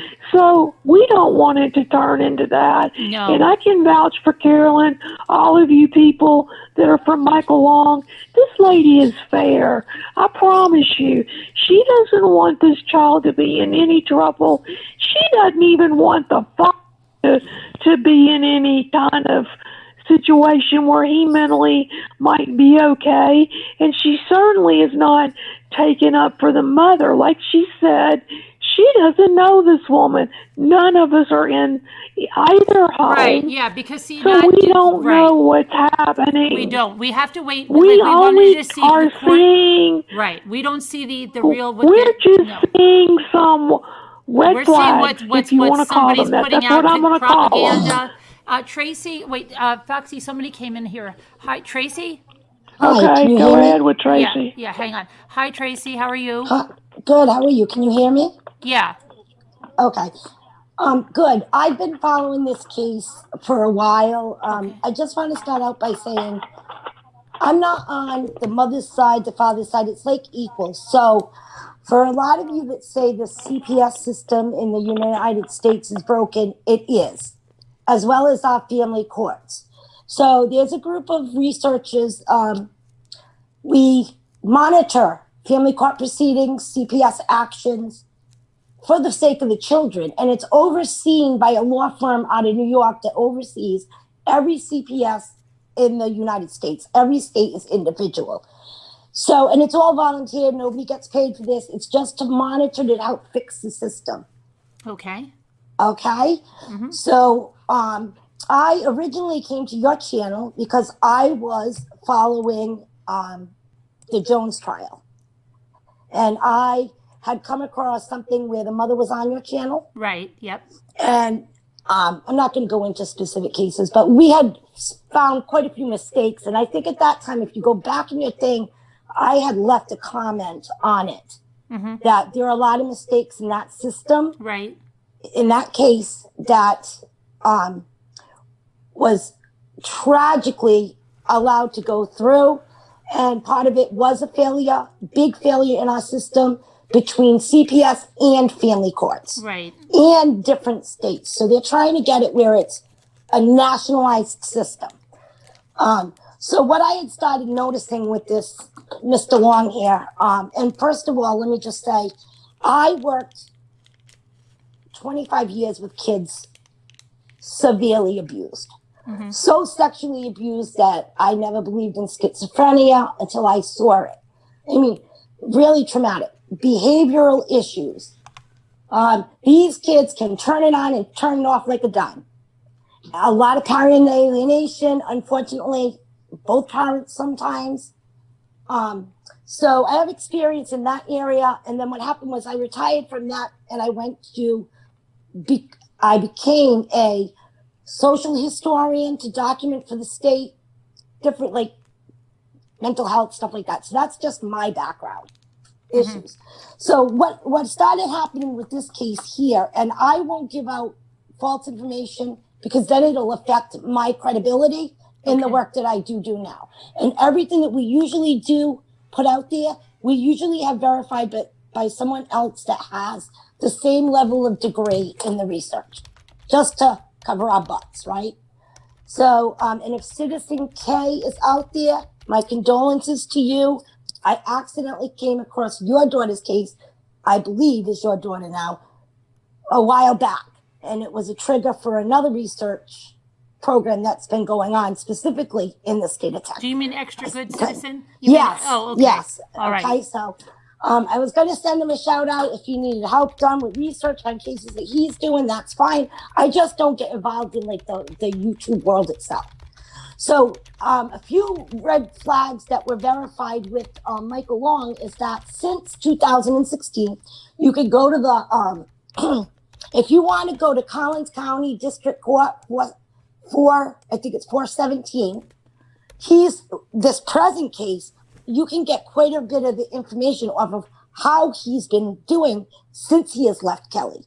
So what Mr. Long does is what we've established is patterns. And since coronavirus, it's gotten a lot worse. Mm-hmm. So say you go to court and the court is not going your way. Okay. Right. So you agree to everything in court. You leave the courtroom. Everything's fine. About a week, 2 weeks before you go back to court, because it's always a 7 to 14 day emergency TRO. You go into the courtroom and you use trigger words like sexual abuse is going on. There's been a physical abuse incident and there have been drugs used in or around my child. Mm-hmm. Okay. They will always err on the side of caution, the family court is, and they will give you temporary custody, which is what he has. He does not have sole custody or anything like that. Right. The custody issue is still the same with the mother. So he has had this particular pattern going back till he left the marriage. Okay? Mm-hmm. And he does it. And then I think it's an absurd amount of times. Since July, I think there's been 15 different things since he had her come back to him. And then they have to go through the investigations. Now, there have been a number of I'm going strictly by court cases that he's filed. It's always the same thing. It's just a different person. Okay. Mm-hmm. There's been warnings issued against him to stop, cease and desist, stop. No social media prior to this. Right. He says he didn't agree to the gag order. Right. No. But this was even prior. So now I also have to bring to your attention if you go to the website for Collins County and you click through their website, you can pull up. I kept a paper of it too because I found it interesting that I want to store it in my other research. So they have a standing agreement in the family court of Collins County, and it lists all the rules that both parties must follow. Okay, it's quite an interesting read. No social media use. But an interesting thing at the very last paragraph of the document states, no video recording of court stuff. You can call in and you can publicly listen to the case. You cannot videotape. So they should never videotape the court-appointed guardian, anything like that. You can also, again, because I'm not supporting either one, you can pull up the list of evidence that is going to be coming at this hearing. And there is quite a one-sided list of evidence where this child has been all over the place to doctors, which that brings me to number 2. That's another sign that they tend to jump when it's not a false case. Well, I mean, when it is a false case, I'm sorry. And they jump from doctor to doctor, never going back to the original. Yeah. So he did that. He went to one clinic, and then Kourtney didn't go back to that clinic. They said, they didn't go to that one. They went to another one for more, but only for more medicine. And then they didn't go to that one. They went to the other one. I was the one that typed in the chat that said, now, let me also say this. Working with my children and families, my role was to keep the family united, okay? Mm-hmm. And do everything to keep that family together and not in CPS custody, because that is the goal for the child, right? We want the best interest. Our system is broken. I've seen bad things happen. I watched a video that someone did for Citizen K, and his documenting, they take it as an insult. But the thing is, you need that. Because I did see a 6-year-old girl that I was working with. It took 7 policemen to get that little girl in the car and into their car. And you know what it was? She didn't have a cookie for dinner after dinner. Okay, that was it. That's all it took. But it took 7 grown men to get her in. Mm-hmm. They don't always respond nice to children just because they're children and you're saying it's a mental health issue. No, it's bad things happen. Unfortunately, we have the case in the other state where they shot the autistic kid the other night. So he exhibited that pattern there of jumping from hospital to hospital. Now, on this list of evidence is a whole list of hospitals and clinics that is going to come in and testify. They had a hearing today. They're trying to quash the judge's order, recommending protective order. He's had mental health issues, because what happens is the therapy that he's talking about, that's been ongoing for 4 or 5 years. He's supposed to be going in and getting, he doesn't. He does not follow through. He doesn't show up for the evals. He doesn't show up for the appointments, and then he just files another temporary order and goes. That's the second thing. You want a different judge. Okay, so if you jump county, you get a better chance, because people don't realize, if you do look at the document, even though it is in Collins County, trying to fix our system so that things don't happen like happened in the Jones case. Mm-hmm. If you have a custody issue now, and say I'm in Rhode Island, I had the custody issue in Rhode Island, right? Now I moved to California or wherever. I cannot undo that issue without going to the original court that it's heard in.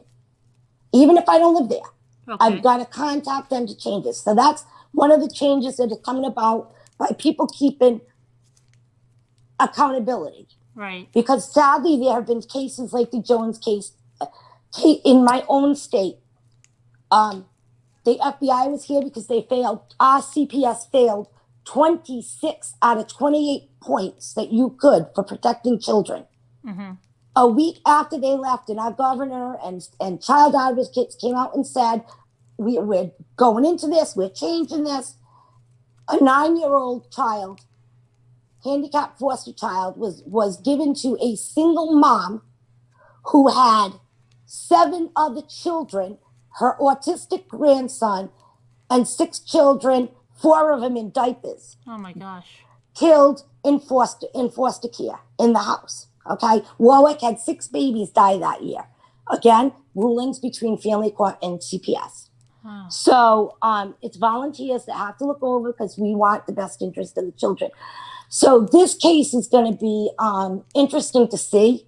I feel very saddened for Sophie. Mm-hmm. I feel that, but this is the new way to do it now. And it's, if you can sway the court of public opinion. Right, that's what he wants. He wants it tried in the court of public opinion. They think that they're going to sway the court systems. Right. Unfortunately, I don't think they understand the full ramifications, because they're looking at it in a smaller situation of they're saving their child.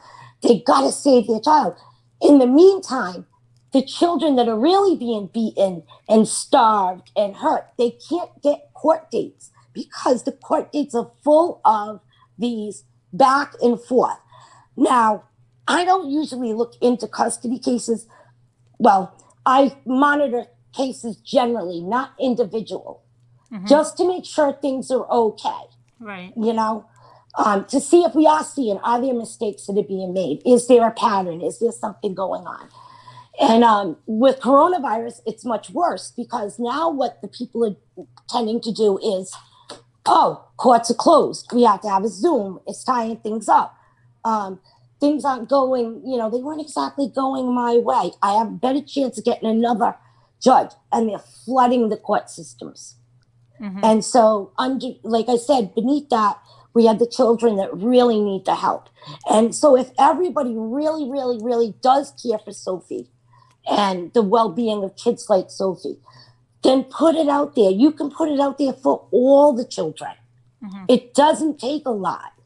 You know what I'm saying? And It doesn't have to be money to one, because that money isn't going to go to Sophie. It's not going to benefit Sophie. It's not going to benefit anybody but the 2 people that are fundraising, which they are, I believe, in what I can see in some research and things going on, they're going to go after him for fraudulently obtaining money, because you're going to look at that. So I'm going to stay while you go over the report. Right. And then, like I said, I kept copies of some of the documents. I didn't have your email. So I had reached out on your True true crime chat, because I don't like to go onto YouTube. I like to just do my research. Oh, you can. You have my email now, right? Just. I do. Yeah. And if you can, I don't know how to get into the Slack, but I am a Patreon too. Oh, okay. So you're not in Slack. Then I'll put you in Slack now that I have your email. Okay.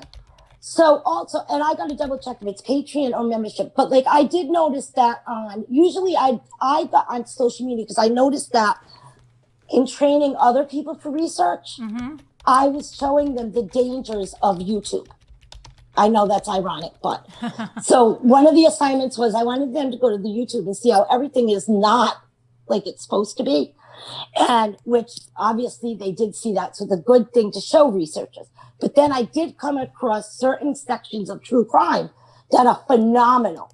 Like your fact. Right. Gray Hughes, fact. 100% fact. If it's not fact, it's not out there. That's right. And then, okay, so you guys are part of that good group that has that 100%. Like you said, we're all accountable. And I fear for that young girl that if she is naive, although I think, was that the one that was doing the first interview tonight? No, the one on, well, the other interview was on Facebook, and she wasn't young, and she had dark hair. No, I'm talking about purple bow. You're talking about the other one. Yeah, yeah. So if she is young and naive and just trying to get out there, then, I feel bad for her because she's opened herself up to a lot of lawsuits. I had parents that sued other parents just because the kids were in the same classroom and they got a snapshot of these children. And they used a photo for something stupid. They made a cookbook with the kids' pictures in it. And guess what? What? No, you might be your child's parent. Those children still have the right to privacy. They do not, you might be their parent, but their privacy is a separate right in itself. They don't look good on it, and they are going after him. And I'm not talking about Kelly, so please don't think that I'm saying Michael or Kelly. Right. It seems the authorities are going after him for alienation. Because like I said, I told you he dumped CPS territories too, right? So that's what brought to my attention, because at first I'm like, oh God, maybe this is one of the cases that I know about that they miss, right? Right. Because CPS is bad. And then I'm like, oh no, at first. So at first I went into it in a good way. Right. He jumps territories. So you don't have one CPS agency or one worker come in. You have different counties come in. Okay. Yeah. So that brings it to a bigger level, because that means there's been individual separate investigations, totally separate people. But he wouldn't, tonight he was asked about those, and he would not, he was just saying, no, right? You saw him dance around that. A little bit. I didn't watch the whole entire interviews, but yes, no, definitely. And so that was a red flag. So then I started looking at it and I started going into, now people don't realize parts of CPS and parts of family court things are public information, but they will be redacted. Right. Which if you're doing general research, that's fine.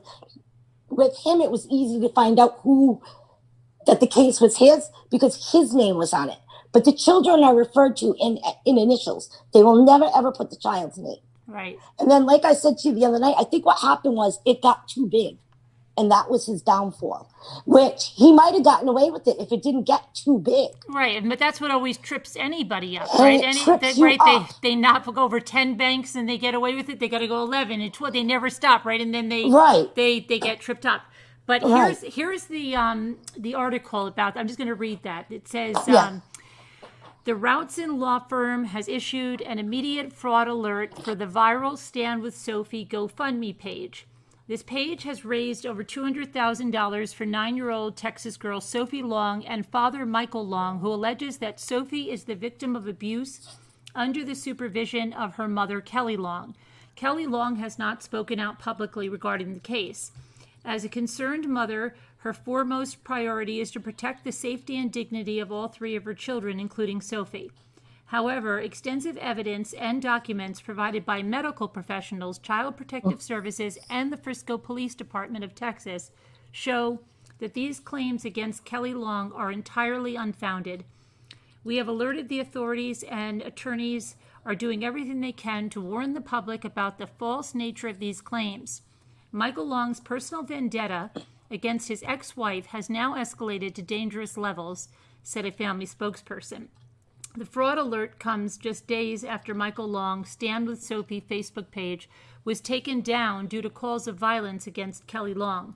Attracting thousands of Facebook users, the page disseminated false information to unaware members of the public. The Facebook page even prompted Frisco, Texas police to issue a rather public disclaimer. While the Frisco Police Department will not issue or offer further comment on cases that are sensitive in nature, we would like the public to know that the child in this case is safe and staying at a safe location. At the time of the statement, Kelly and her children were hiding in a hotel from a gun-carrying, angry social media mob who had been given her home address. The facts and evidence of the case tell a very different story than what Michael Long is falsely portraying on social media. Multiple medical providers, including a pediatrician, hospitals, and the Department of Children's Protective Services, have all ruled numerous times after multiple medical examinations that there is no evidence of any sexual abuse or neglect, nor evidence to support other outrageous claims made by Michael. Sophie and her brothers have all undergone extensive interviews with forensic psychologists under the direction of CPS. During all interviews with these professionals, Sophie has never expressed an outcry. She has apparently only done so when coached by her father, Michael Long, and stepmother, Kourtney Chalmers, during self-produced videos. In 2016, 2017, and now in 2020, Michael Long has demonstrated a pattern of making false and outlandish allegations against Kelly Long. After reviewing previous allegations against Kelly Long, CPS and the courts determined Michael Long's claims to be entirely disreputable, and Michael Long himself mediated for reduced custody of the children. Michael Long has never had full or even half custody of the children. Following his divorce with Kelly Long in 2015, he agreed to establish Kelly as the sole managing conservator. He then moved to another state voluntarily and did not see or speak to any of his children for 8 months. Experts believe that Michael Long's actions form a textbook case of parental alienation, a type of child abuse in which he has consistently used psychological manipulation to turn his daughter, Sophie, against her mother. Michael Long often communicates rambling, cryptic threats to his ex-wife, Kelly, and members of her family, and has demonstrated an unstable pattern of behavior over the past several years. During his marriage to Kelly Long, he was psychologically abusive, which served as the primary reason for their divorce. Michael Long frequently references beliefs in magical beings, his practice of magic, and has threatened to use magic to attack his ex-wife, Kelly Long, in 2014. Michael Long claimed to have died and returned to life, having been granted secret knowledge of the universe by Albert Einstein.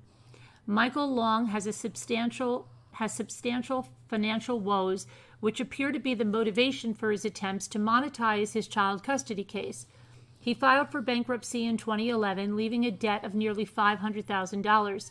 His current source of income is produced through a business that he runs with his wife, Kourtney, and family, in which they sell sand infused with spiritual energy online. Since March of 2020, he has resided in an RV on his parents' property. His 3 children also reside in this RV during their visits with their father and stepmother. We are unfortunately dealing with a very volatile and increasingly dangerous situation. Michael Long will seemingly stop at nothing to destroy his ex-wife, even if it wreaks massive psychological damage on his family and involves stealing money from the public through false claims, said the family spokesperson. And this is press contacts or Kelsey Kinter and Matthew Carwell. And that's the article from the Routson law firm. So, okay, so that's what I was trying to tell you. That's press release. I did not work for that law firm, but that is the type of stuff that we do for research too, for cases, so that they can tie everything together. So the thing with this is you have a few different things going on, and there's another document out there that they've turned it over to the proper authorities for fraud. Yeah. So see, if you just step back and you stop and think, he needs money because he can't get custody of his kids living on a trailer in his parents' yard, right? Right. So then if you say, oh, we only need $25,000 because we need a safe place for the kids, well, they need a safe place to live. Right. Because they're in a trailer. And they already mentioned that they'll never have a house. And that's all he mentions is how he goes broke every Over and 5 over. minutes over everything, right? And yeah. Right. And there's a lot more out there. And really, like I want to try to tell people, I don't think even the people that do fall for him, those are people that are thinking with their hearts. You follow me? And so you can think with your hearts and you can be caring and all like that too. And I think obviously this family needs a lot of love. They need a lot of therapy. Oh, You know, the children are going to need it. Oh, yeah. But it only takes a couple of minutes to do simple checks. So if you do see something like that and the children are calling out, you can very simply do an address check. You can do just a courtroom check. But now what I'm afraid of is there are more and more of these on GoFundMe now. I had said to you when I first started watching it, there were like 4 of them. Now there's like 5, 6, 7 of them. They all want money now for the custody cases. And it's going to be a shame because no matter what, this internet is going to follow these kids forever. So can you just imagine you're a 20-year-old girl going off to college now and there it is. Well, were you abused? Were you not abused? You know, it's just sad. So I'm going to let you go, but I really love the fact-checking, you know. Yeah, the really I appreciate having research. you on. You're very knowledgeable. The chat liked it, so thank you for coming on. And like I said, I don't like getting involved. I like just doing my behind-the-scenes, let's hold everybody accountable. And I don't know how to get a hold of. Is it Citizen K? I did subscribe, but I had been subscribed Extra to him Good before. Citizen. Oh, that's it. I had been. Why do I keep saying? I don't know. I had seen his videos before, and I was laughing when he said, "Oh, if you're over here, you're not gonna like my videos." Right. And I'm like, there's nothing wrong with them. It's a different form of accountability, and he's a more proactive accountability. Should he ever want help with some of the research? Like I said, it's all free. We don't charge a dime. Extra Good Citizen. Tracy will help you with some research if you want. Yeah. If I can find his email, because I'm not usually that tech savvy. I'm old school I have his email. If he says it's okay, I can send it off to you. Extra Good Citizen, let me know. Yeah, that's fine. Because like I said, his case that he has the... he said it's just info@extragoodcitizen.com. Wait a minute, it's what? Info@extragoodcitizen.com. Okay. Yeah, because his extragoodcitizen.com. His case is really eye-opening, and that's the other thing. And really, the reason that we do the family courts and the children is because it comes from the mental health and it starts with our children. And unfortunately, when these children are diagnosed with mental illness as children, it follows them into adulthood. And it's shocking that, oh my God, it's so sad too. There's like a loophole from the age of, usually you can get the good service when they're in school. You might even be able to keep them in some states in school until they're 22 till about 22, 23. And then after that, there's a big black hole, and there's no services whatsoever. And we're trying to get laws passed we don't think that they should be going right to the prisons because they are mentally ill. They need to be taken to the hospital. They need to be treated in the hospital instead of just turned loose in the jail. His case was it was one mistake after other mistake after other mistake. And we were documenting that one. And then there was, I get the names confused. There was another girl after that, I believe. Same thing, but that case got a lot of attention. And so hopefully, but we put the stuff together and then we try to push bills. I see. You know, because if we can push the bills and we can get the laws changed, well, we'll see what happens. But then that's the nice side, right? Right. But you can't really get things moved if you don't have the loud outcry. So that's where he comes in because he stays on it, you know. Right. Two right. worlds can work together if we keep it safe for the kids. Right. So right. everybody in the chat, I'm glad people do want to stand up for Sophie. That's the best thing going. Child says something. If you see it, say it. Don't hide it. See it, say it. Try to draw attention to it. Before I do go, I do want to leave you with, if you are ever in a situation like with Sophie's like that, screaming in the car, okay, they tell you have to turn that child over. The way to protect you, and it is your right, you are that child's parent. If you feel that that child is in severe danger, it is your obligation not, and I repeat, not to turn that child over. But that does not mean you can just say, oh, I'm not turning my child over because he's being harmed. You take that child and you go to the nearest local hospital or fire department. And I'm saying it that way because try not to go to the police because they don't always have I support the police, but that's not their job. Okay. This is a different issue.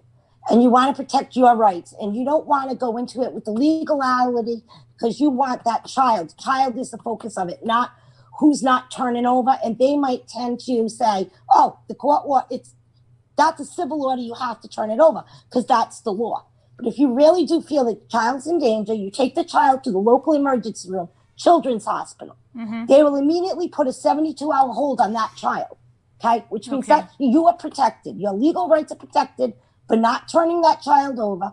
They will notify the authorities that you had a serious concern. They will do the proper evaluations. They will document it. Somebody will come in, and then they'll make a decision. You've obligated yourself because you have protected your child, but you've also protected your legal rights from violating court order. And it's only a 72-hour thing where they will find.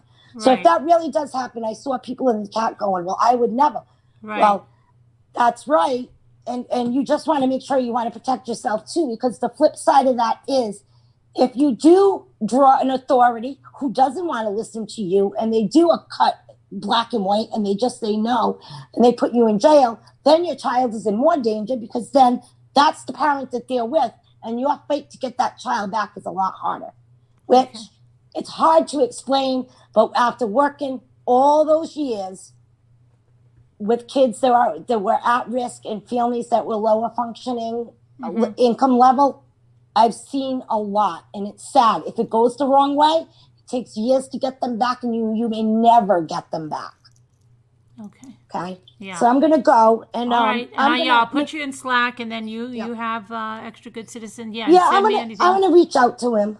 Okay. I'm over on the East Coast. We're very, whatever. It's like. Yeah, me too. Okay. Yeah. Okay. All right. So, thank you. All right. You're welcome. Thanks for calling in. You too. You're welcome. Bye-bye. All right. Bye-bye. Okay. So, yeah. So, let's see now. So let me see what's going on in the chat here. Anybody else want to call in and talk about this?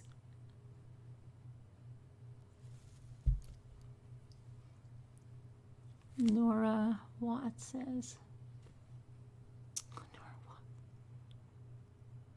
No, that's not what we're trying to do, but thanks for trying that, Nora.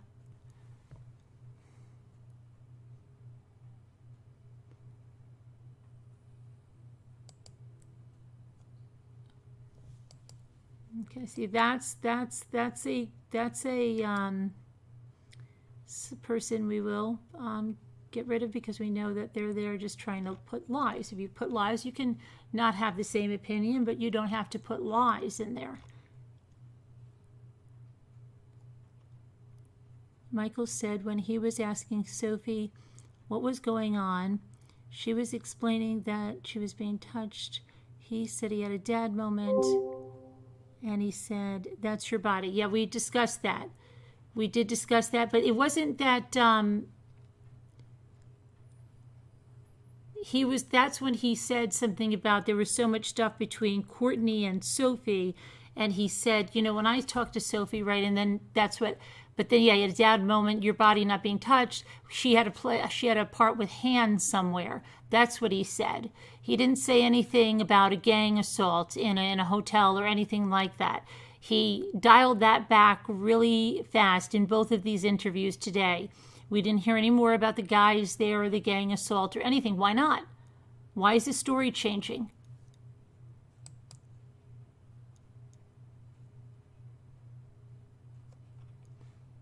It says his story doesn't change, but his story has changed a lot.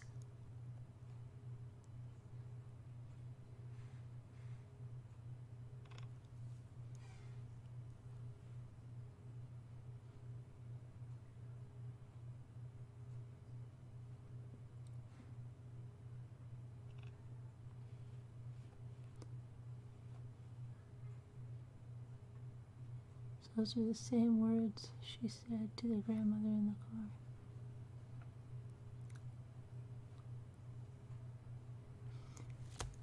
Did you hear Sophie say those words, Carrie? Did you hear her say those words to him?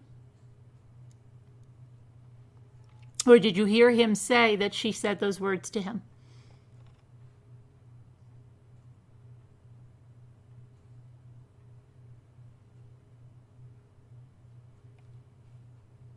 Hey, Nora, yeah.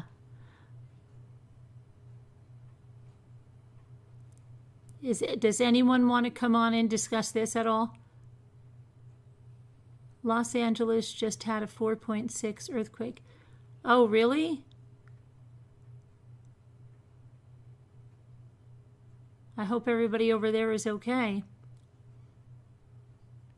No mention of wanting the 4 guys arrested. Yeah, absolutely, right?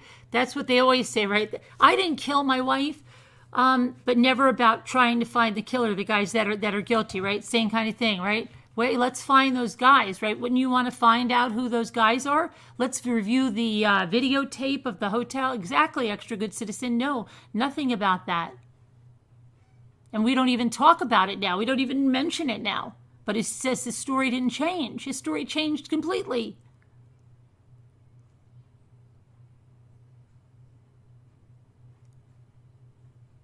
Who is Mystic Firefly? Who is horrible? Who is horrible, Miss? I don't know who you're talking about. If you're talking about myself or someone in the chat, then that's abusive. We don't allow, name calling like that. You can disagree with somebody. But I just said you can have your own opinions. Just don't call people names or curse or get out of hand. I don't know who you're talking about.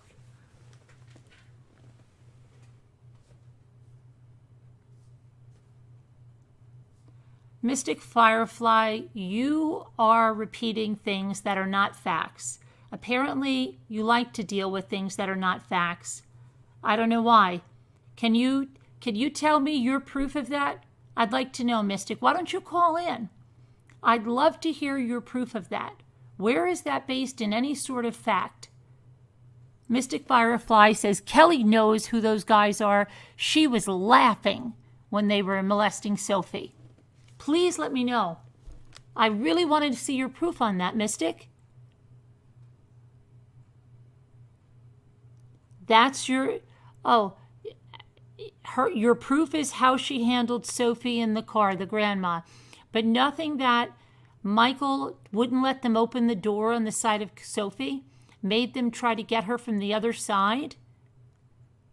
Proof of what you just said. You just said Kelly knew who the guys were, so you're admitting that there were 4 guys there, and Kelly knew them, and that she was laughing when Sophie was gang assaulted.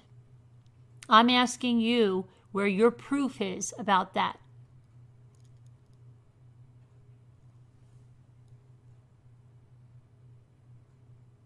Why don't you call in and tell me about all your proof, because you know a lot. Sophie said that to Dad when the mom came to pick her up. That's not proof.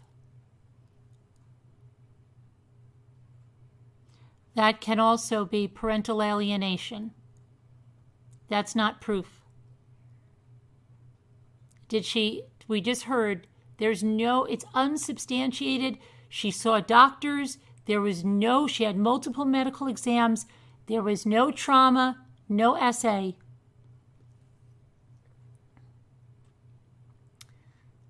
Okay. Mystic, do you understand that that's not evidence?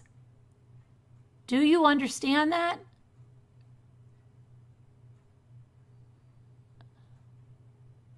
Where are the medical reports? Where are the medical reports? There are none. She had exams. She doesn't have lacerations or bruising or any signs of SA. She certainly doesn't have any signs that she was gang assaulted. Why isn't, Mystic, let me ask you another question. If this happened and it happened in a hotel, there are cameras. Why is he not looking for the cameras? Okay, Mystic, you're not listening to me, and I'm asking you a serious question. Why is the father, if he believes what was said, not asking the police to review the cameras at the hotel? In the lobby, everywhere in that hotel, they would see these men coming and going. Why, Mystic? Wouldn't that be really easy? If she was gang assaulted in a hotel, they would see them coming off the elevator, getting back on the elevator.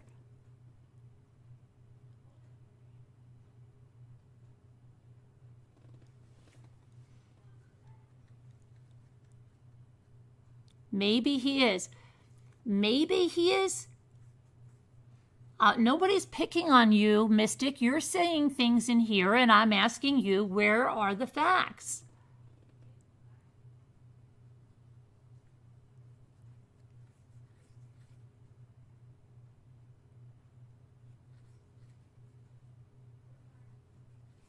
Oh, I know.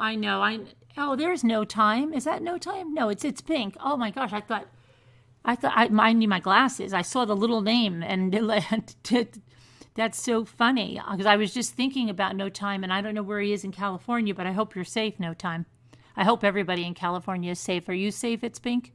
Who else is in California? Alma, are you safe? Brian Clan. Who else do we have in California? Hey, Katie Cat, how are you? Are you in California?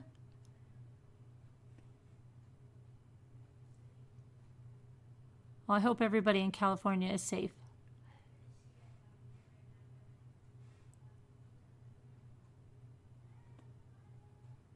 Even the plates on the car. Right. And they would be arrested by now. So he obviously didn't look into that. I don't know why someone didn't ask him that.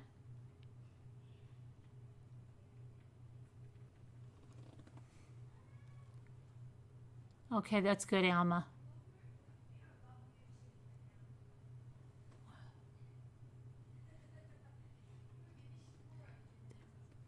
Oh, gosh, Alma. You're not here to follow the Pied Piper's theory. Okay, whatever that means, Mystic. I guess you're not here to follow the facts, and you like to just believe anything. I don't know. We want to look at the facts. It's on that video. You can ask him. I can ask him what's on the video. It's not on the video about why he didn't look at the hotel tapes. It is not. And if he wants to answer me, I'll love to come and ask him some questions. But see, he would never come here. He would never come here and answer my questions because he knows that I'm going to ask him questions like that.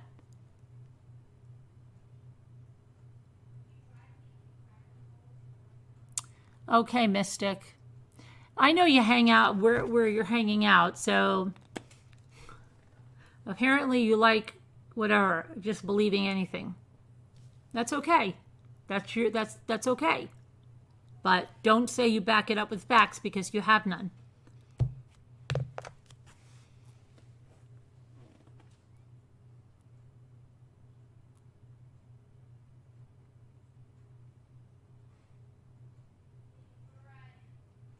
Sophie's comments are on the video. But Mystic, I guess you're not following us. Do you know what parental alienation is? And do you know what children will do in parental alienation when they are subjected to abuse from the parents to alienate them from the other parent? Are you aware of that? And what the children do? And what the children will believe? And how the children will act? It's abuse. It's abuse. She's being abused. But you seem to think the only way she's being abused is by something there is no proof of. You're not even entertaining that this could be parental alienation. So, I don't know.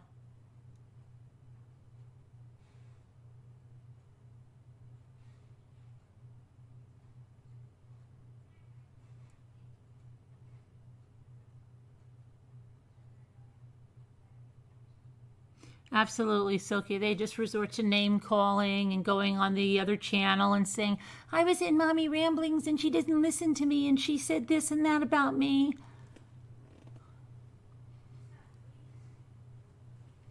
I don't know why you don't want to call in. Why be a keyboard warrior, Mystic? You have a big mouth there in the chat. Why don't you put it up on the screen?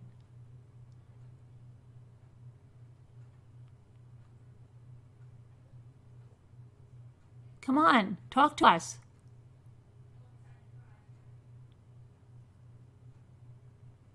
Everyone in this chat, his heart is in this for the child. I think we all agree she's an abused child, no matter what way she's abused.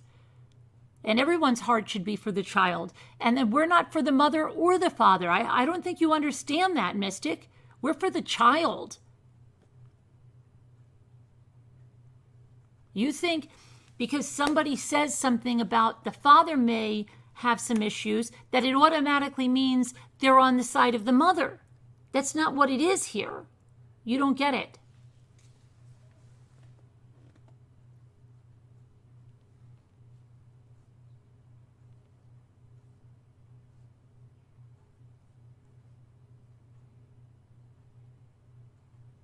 Hi, Linda. Jenny D1. Hi, Pink is my new RX. Hi. Hi, Jeanette, Sunflower Brown.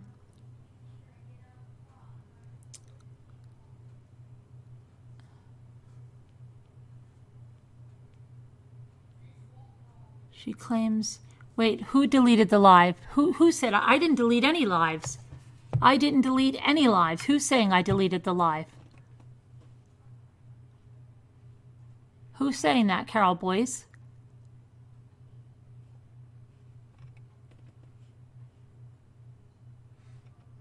I don't know who's saying that. 333. I don't, who's saying I deleted a live? I didn't delete any lives. No, that's not true. Why are you making yourself a victim, Mystic Firefly? She just wants to be right and belittle me. No, I don't. I want to deal with facts. I asked you for facts. If you had facts, if you said, look here, here's the videotape from the hotel. There's 4 guys going in there. She went to the doctor. She has laceration. She has trauma that's indicative of a gang assault. That would be a different story. I'm asking you.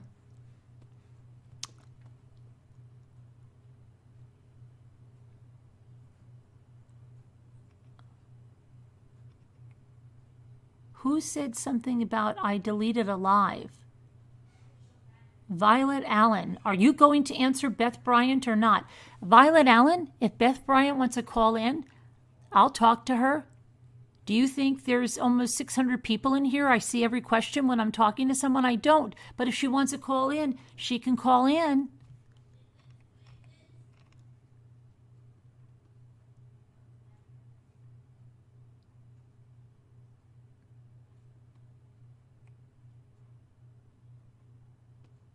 It's just the way they are. Yeah. We're from New York. This is how we are. Thank you, Extra Good Citizen.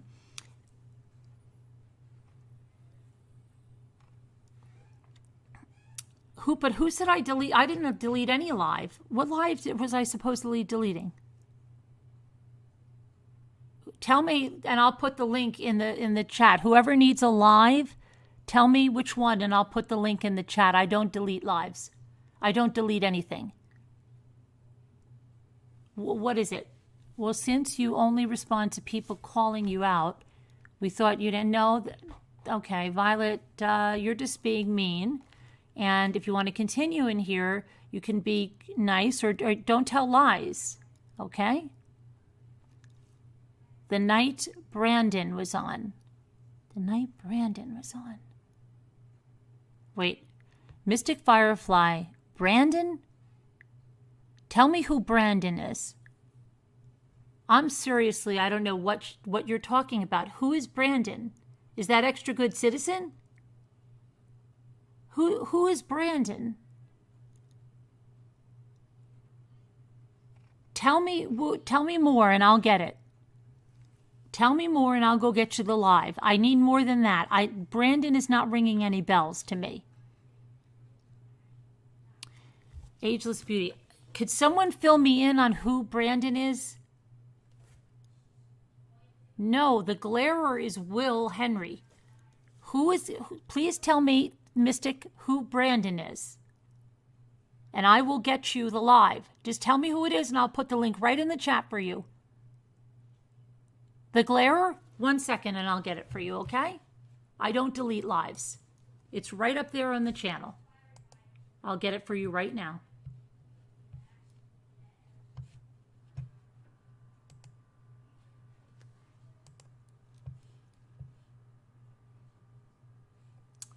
Okay, videos. Let me refresh my memory. That was, let me see. Well, I'll know by the comments, right? Let me see.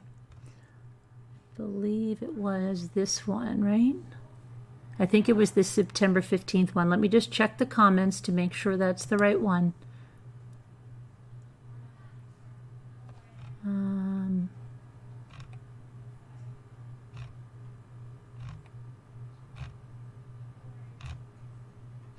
I think this is this one. Let me see. Maybe it's the one after this. Let me see.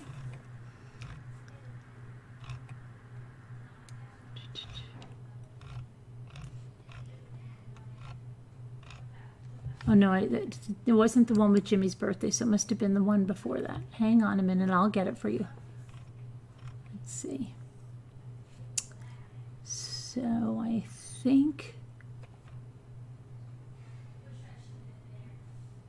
was it September 16th?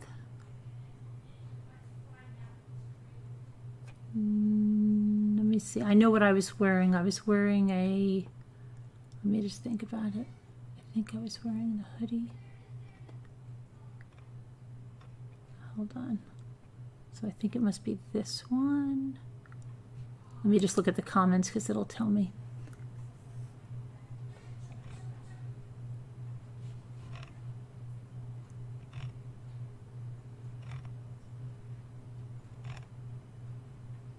I came here to leave a comment. Not that one. Oh, I wasn't wearing that shirt. No. I believe I was wearing a hoodie. Oh, I know I was wearing a hoodie. I was wearing my black Mommy Ramblings hoodie. Now I'm wearing it there and I'm wearing it here, so it has to be this one. Let me see. Yeah, I think this is the one. Let me just look at the comments.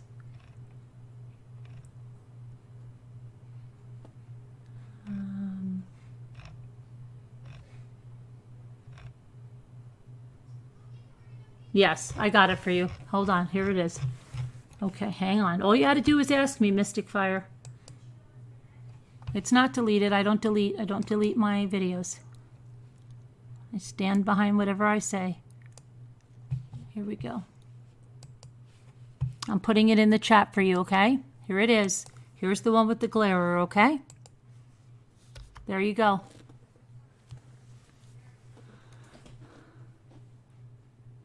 Out of the blue, I didn't holler at you. I just gave you the video. What do you have a problem with me for? I think I'm being quite accommodating. Did you get the video?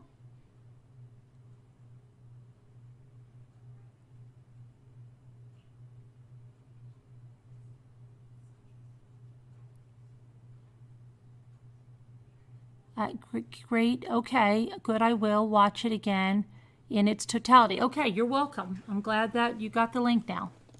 I don't delete lives. I don't delete videos.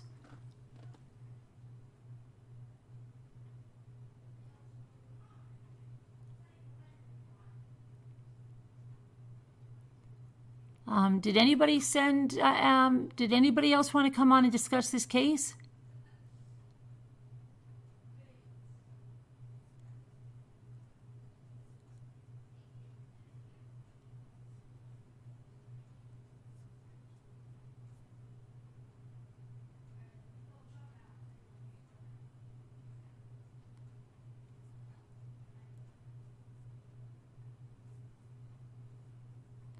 Yes, Veronica, we all are.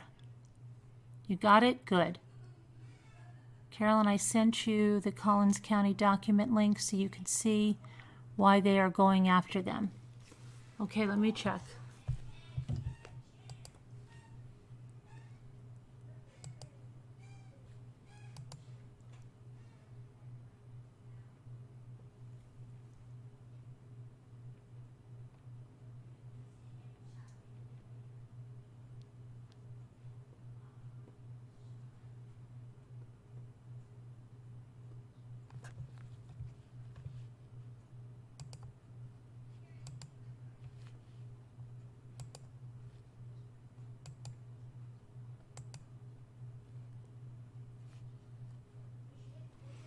Okay, so, oh, this is this. Okay, so Tracy sent through, I'll pull it over there. She sent through the standing order for Collin County, Texas. On their own motion, the district judges issued the standing order which shall apply to suits for dissolution of marriage and suits affecting the parent-child relationship for the protection of the parties and their children and for the preservation of their property. Suits for dissolution of marriage, and then suits affecting the parent-child relationship. While a suit affecting the parent-child relationship is pending, it is ordered that each party is prohibited from, during the pendency of the original suit, removing a child from the state of Texas for the purpose of changing the child's residence, acting directly or in concert with others, without the written agreement of the parties or an order from the presiding judge. During the pendency of the original suit, disrupting or withdrawing a child from the school or daycare facility where the child is presently enrolled without the written agreement of the parties or an order from the presiding judge. During the pendency of an original suit, changing a child's current place of abode without the written agreement of the parties or an order from the presiding judge, hiding or secreting a child from one parent, disturbing the peace of the child. Within 30 days, mandatory exchange of information within 30 days, information sufficient to accurately identify the parent's net resources and ability to pay child support, copies of income tax returns regarding each child's health insurance, okay, dental insurance, mediation. Where is the social media? Is it? Did I miss it?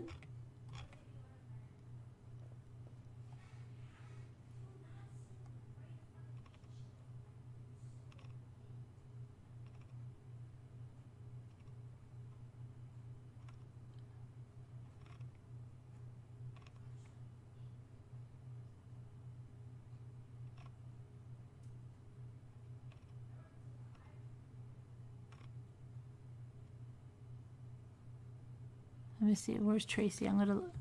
Tracy, where am I missing something? Hold on. Where's Tracy?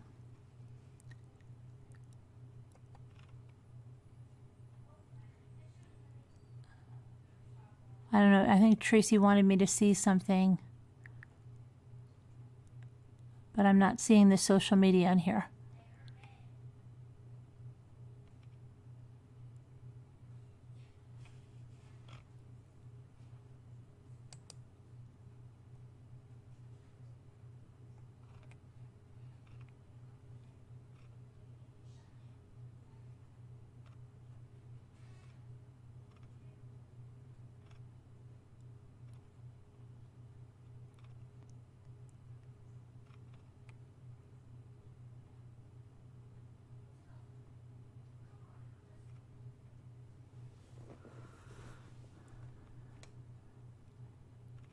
Mystic Firefly, why can you be rude to so many people in here, and yet you take such offense when you think someone is being short with you?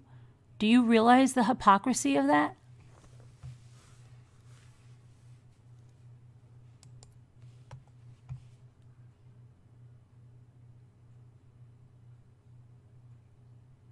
I don't know why.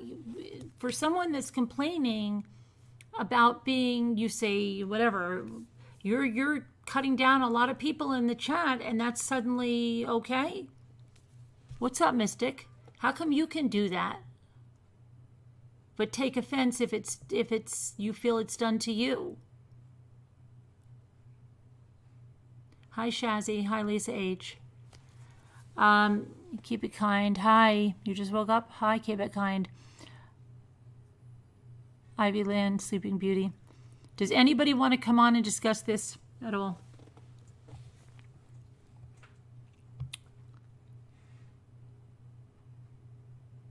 Yeah. Would you like to come on and discuss it, Sunflower?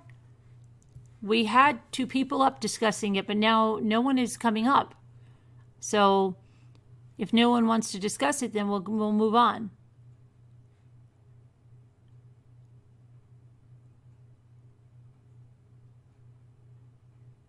Oh, I see, Debbie.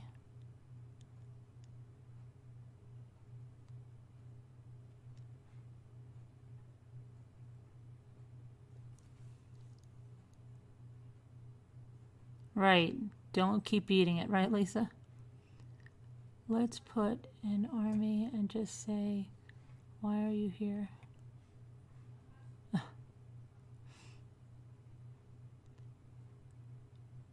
Hi, Sumac. Laurel sulfates and shampoo, body washes. Thank you, Raina Marie. Bravo, thank you. Hi, Hippie. Check. Hi, Mary. Okay, anybody else?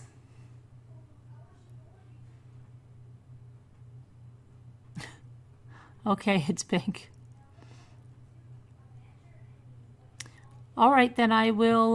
Then I'll just put the link in in Slack and something else. And if somebody wants to come on for a little bit, we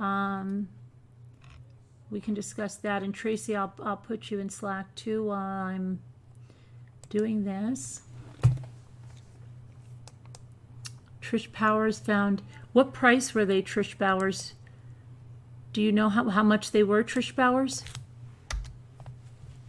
I'm interested.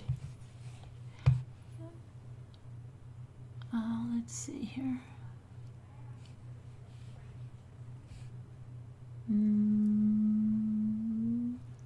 What am I trying to do? Invite. Yeah, I'm losing my mind here. Oh, I've got to ask somebody something. This is a really important question. If anyone knows, shoot, I did the wrong thing again. If anyone knows if there is a cheaper way, no, I shouldn't say that. What is the most economical way to ship to London? Because I know there's these third-party sites or something that are supposed to get these really cheap rates. You're not going to believe this, right? It took me 2.5 hours. I didn't even get to Moo's package. 2.5 hours to try to pack up the stuff I got for J-Bells. It's been a long time. And plus I bought food and stuff, right? Because you can't get. And I had 2 boxes packed. It was 4 something. I couldn't even finish the last box. Jimmy goes to the post office. He comes home, right? He got there really our post office is in a 1-horse town, and I truly mean a 1-horse town. There is not even a traffic light. It only opens up from 1 to 4, okay? So he gets there, and he got there at 4:30, and the woman is like, I've got 5 international orders ahead of you, and the machine is not running, and whatever it was, he said it was 7 of 5 when she puts this in. And guess how much? Just take a stab. Take a little stab. Now remember, I still have 1 box at home. Take a little stab at the postage from New York to London. Just take just a quick stab. I just want to see if...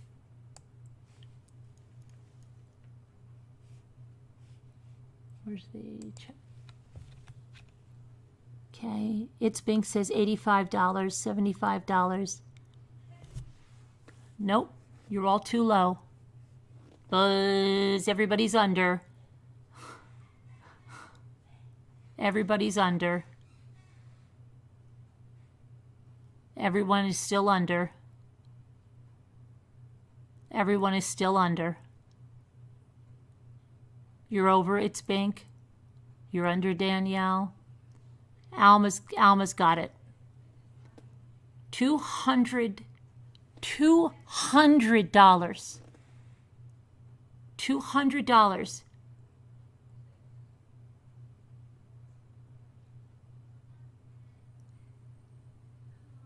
$200. So Jimmy pays it. He comes back, and I said, oh my gosh, $200, and I still have another box. I said, I wonder if it's cheaper because I put it in 2 boxes, and the boxes were like 14 by 14 by 12. Now I'm saying, is there some kind of charge that, because I put them in 2 boxes, like, does anybody know if I put it in one bigger box, I need to try DHL? Well, I know Ginger Spice. I was like, I literally got sick when he told me. I literally fell ill for a minute. Okay, I said, no, this can't be, right? I just said, so then I called J Bells and she said, oh my gosh. She said, you could practically fly here with this stuff. So I'm like, yeah, how ridiculous is that? I probably could fly there with this stuff, just a little bit more money. So exactly, It's Bink. So, now I'm like, what the freak? That something is really wrong, right? So, and here's what it is. J Bell said she sent a package to me and to Lisa D, and it cost like 25 pounds. And so she went through some, you did the parcel monkey? Okay, so I tried another one tonight, okay? I tried, because Jimmy's thinking that even though he paid for this stuff, that after I said, that seems crazy, and we wanted to see if we put it in another box, if it was going to be less, if it was all in one box, then the lady, she's so slow, it's still at the post office. So if he goes there at 8 a.m, and he says to her, well, wait a second, we got to do something here, then, I don't know. But it's the dimensions.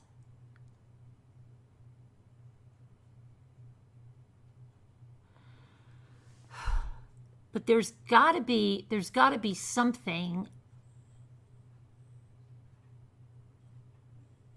because that's incredible.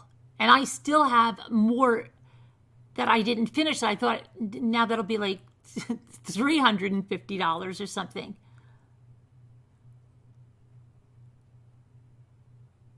Right, Ginger. So I'm trying to figure it will be more expensive putting it in a box.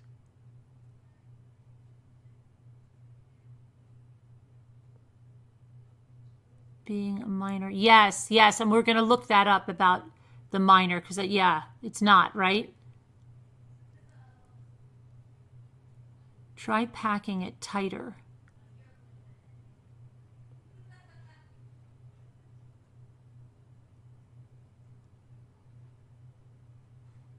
No, get them back from the post office and try the parcel monkey. For pretty soon I could just pay someone to fly out with it or something. My daughter's roommate went there and she could have taken it. It's crazy, right? I mean, I was picturing, okay, even like $100, $120, how many pounds was it? That's what Jimmy doesn't remember accurately. But the only thing that could be making it weigh a lot, okay,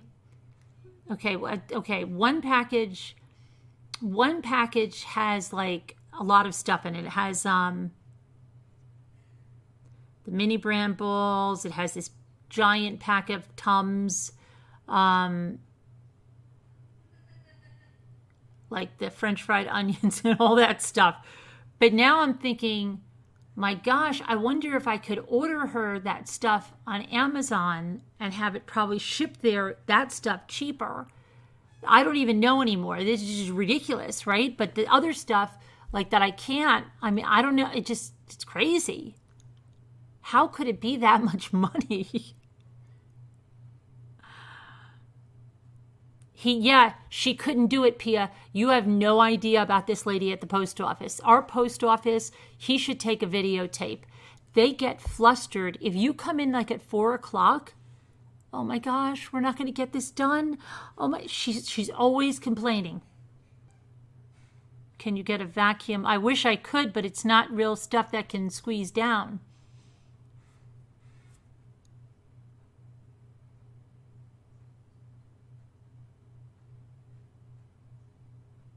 Get a brochure from the PO with all the sizes, weights, and countries.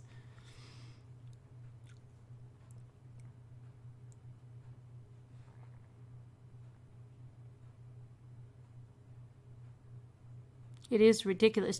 I was like, you've got to be kidding. Okay, so wait, we did go to one of those parcel sites, and it looks like we can get it like $20 cheaper. $20 cheaper. So, but you're saying Parcel Monkey is even cheaper? But see, J Bells, I think it's just because of the size of the box.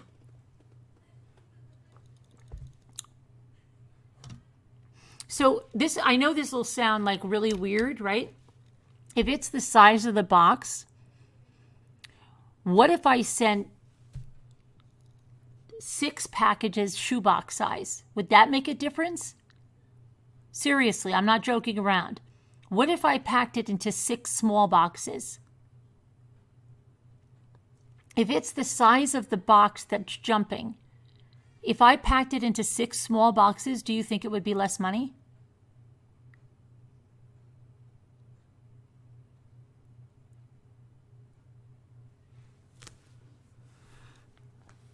Nicole is saying yes. When I finally get to go over, if I had something for you, you got to get it to Newark. Oh. That's the way to do it? Order stuff. Good question. Does anybody know that? Kevin, you think maybe it would be 150? Carolyn, perhaps get a list of the costs from the PO. Okay. I'm a total expert. Vacuum packing, pre-priced post office boxes. But I don't think you can get those international, though, Pandora.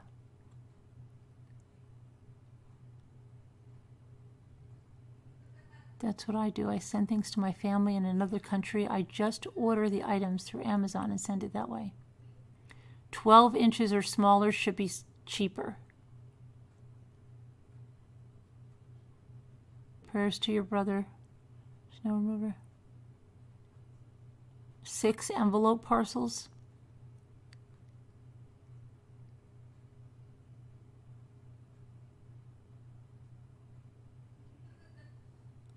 Well, then I'll just ask him. I'll ask him to bring it. I hope he can get it back, and then I'll repackage it, and we'll price it out in the little boxes. You ship all the time, Nicole? What's the best box size? What's the best box size?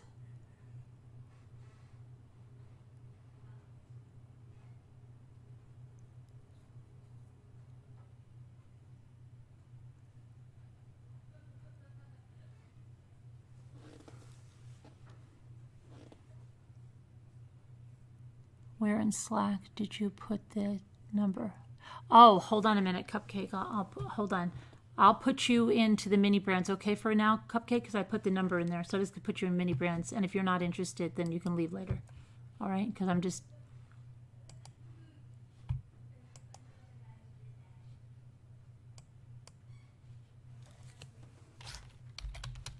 And I've got to add... okay, I added you now. You're there, and I have to put...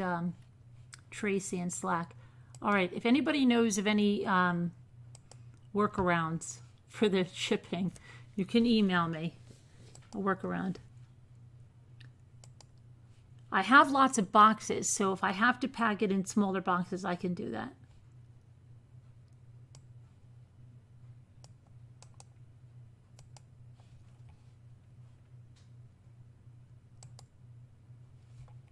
It just seems crazy, like for me to spend $200. I'd rather buy her something for $200 than put that on shipping. I mean, I don't know. That just that's like insanity.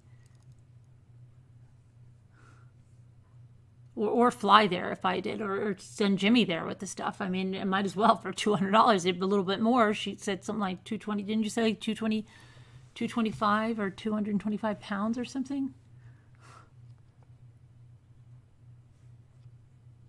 Let me see here. Can I just get I could probably get an airline seat for the packages. Okay, let me see here.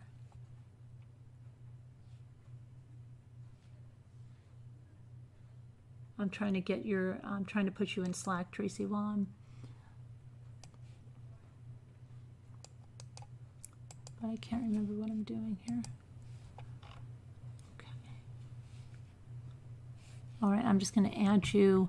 I'm going to add you to just like the true crime there, Tracy, right now, okay? And then you can tell me where else you want to go.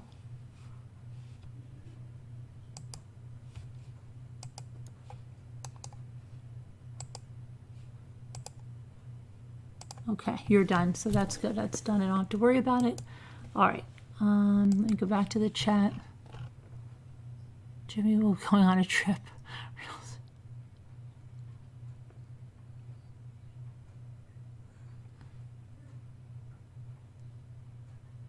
Oh, prayer snow remover, that he's all right. I gave up on sending my daughter things in Amsterdam. The first time it was not bad. After, postage must have gone way up. It's ridiculous, though, Kathy. I mean, why is it that crazy?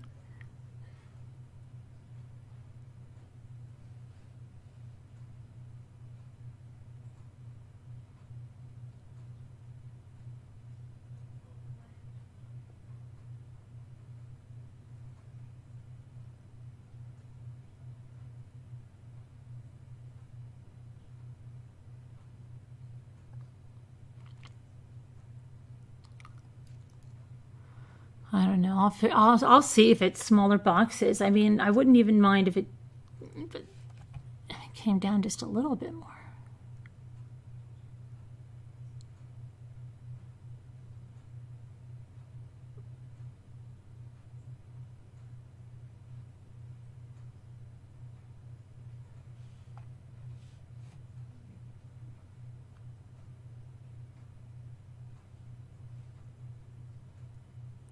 You overstated 30-pound large package from you. Okay, you what? I overstated a 30-pound large package for you to be... Really? It was only $115? That's not that bad. That's much better. That's okay. But I don't think it's the same, though. You're doing it from New York to you? That's good, then I'll use Parcel Monkey.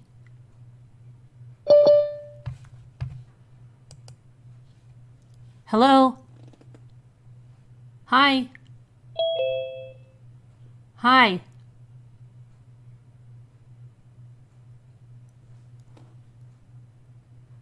USPS has a great table regarding weight restrictions by country.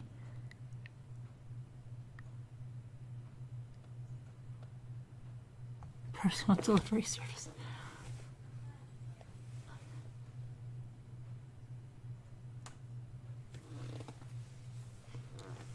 Hello, Francis. Hi, Carolyn. Hi, Cupcake. Yes. Hi. How are you? Good. How are you? Good. Is the sound okay? Do I need to turn anything off on this end? No, it's fine to me. How's the sound for everybody else in the chat? You hear it well? Let's see.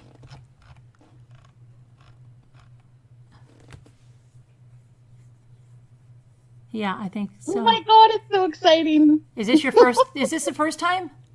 Yeah. Oh, wow. Yeah. Wow. See? So I'm fanning out a little bit here. Yeah, that's good. That's good. So it's not so bad, right? Tell everybody it's not so bad. No, it's not bad because I've been on Zoom calls before, so. Well, your cat's on.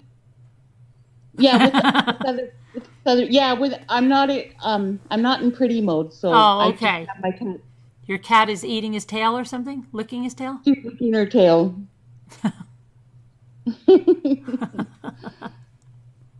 What do you want to talk about? This case or something Oh, else? sorry. I said, do you want to talk about the case or something else? Oh, I haven't really been. That case stresses me out Mm, because that little girl is so. I so agree with everybody in chat. She is. I wish there was family, like sane mm-hmm. family that she could be with, or not just her, but I think she has two brothers Yeah. that they Mm-hmm. could all be with to just be safe from all this insanity. It's just, Yeah. yeah, it's Mm-hmm. very distressing. And it's so crazy how people have gone. It's so bad what's happened with everybody. I mean, the case is bad enough, and then people in the general public just going crazy, and then totally going to town on your channel, like like that's going to accomplish something.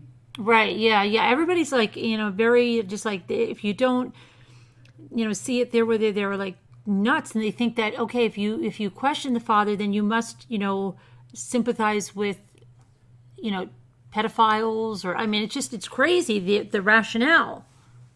Exactly. And So we need to do better as a society. Like we can't, I mean, these are children, and if the parents aren't being safe, then I totally agree. We need to kind of pick up um, and just focus on the kids and kids being safe. Like that's the point. right, right, because like the little girl, yeah, she's abused, and we've got to find out why and get the facts and get. It's not for us. I mean, when I say we've got to, the courts do, and it's not going to be tried in the court of public opinion. And no matter how much anybody wants it to, it's not going to be. That's not the way our system works. No, and thankfully, thank God it isn't, because Right. as beautiful as some hearts are out there, there's just as many, and maybe even more, I don't know, ugly, evil hearts out there that just are not reasonable or sane. Right. Right. I always used to say, to understand insanity, you have to be insane. And if that's the case, I'm glad I don't understand insanity. Right. Yep. I don't know. So. So how I can't because I'm in Slack, or in Zoom. I'm not in. Oh, you can't see the chat. I can't see the chat, so I hope everyone's doing good. And yeah, it's just so exciting. Where do you live? What state? I'm in Vancouver, BC. Oh, okay. Vancouver I'm Den. That's what I think Deborah's last name is Vancouver Den. I always have to think of Vancouver. Oh yeah, I know. And Vancouver, Deborah Vancouverton isn't even from. I know, right? But we always have to think of it. Scooter and I, we can't say her last name without thinking of Vancouver. Yeah. Well, when I heard you and Scooter saying Vancouverton, I was like, oh my God, I wonder if she's a Vancouverite. But she isn't. No, no. What's the temperature up there? Well, it's hard to tell because mainly it's just been cloudy, or not cloudy, sorry, smoky. Oh, from the fires. We're getting all the Oregon and Yeah. Washington State smoke. Hmm. And it's been, oh my God, the inversion is crazy. It's like, well, it's like weather back east. It's all, what is that word? Muggy. We hardly ever get mugginess. Oh, muggy.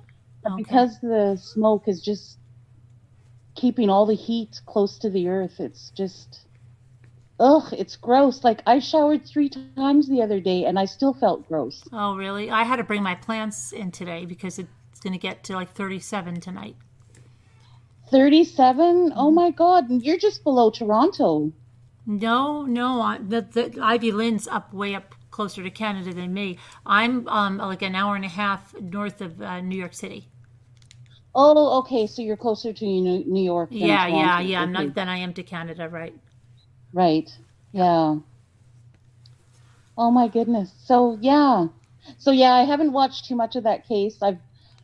I'm glad that you're covering it because we need good heads in the game on this. And but I haven't seen too much of it. The one video I saw of it, I couldn't even watch it because it was Yeah, too I had a hard time like when they were playing her like tapes of saying stuff that was not. I just couldn't handle it, and the journal. I mean, they were like really just horrible to think of that, and then And what I'm shocked about is that the judge literally said nothing can be posted anymore. Right, but then he said I didn't agree to the gag order. Like he's got a choice. Like the judge is going to issue a gag order, and he's going to say, "That's okay. I don't agree to it, so I don't have to do anything." He's going to be in trouble when he goes back to court. Oh my goodness. Yeah, he said I didn't agree to it. Oh my God. Well, I just thought like I kept waiting for somebody to say, everybody, just this isn't about you, and it's not about you. This is about this little girl. Like. Oh my God! But he keeps equating himself to the girl, like, but then he's throwing her under the bus whenever he can. It's scary. Oh yeah. Well, I'm not a social worker. I'm not a lawyer. I'm not a judge. But I just think neither one of those parents really should. I wish there was sane, safe family. Yeah, that's where until they figure this out. Yeah. To be with. Mm-hmm. Yeah.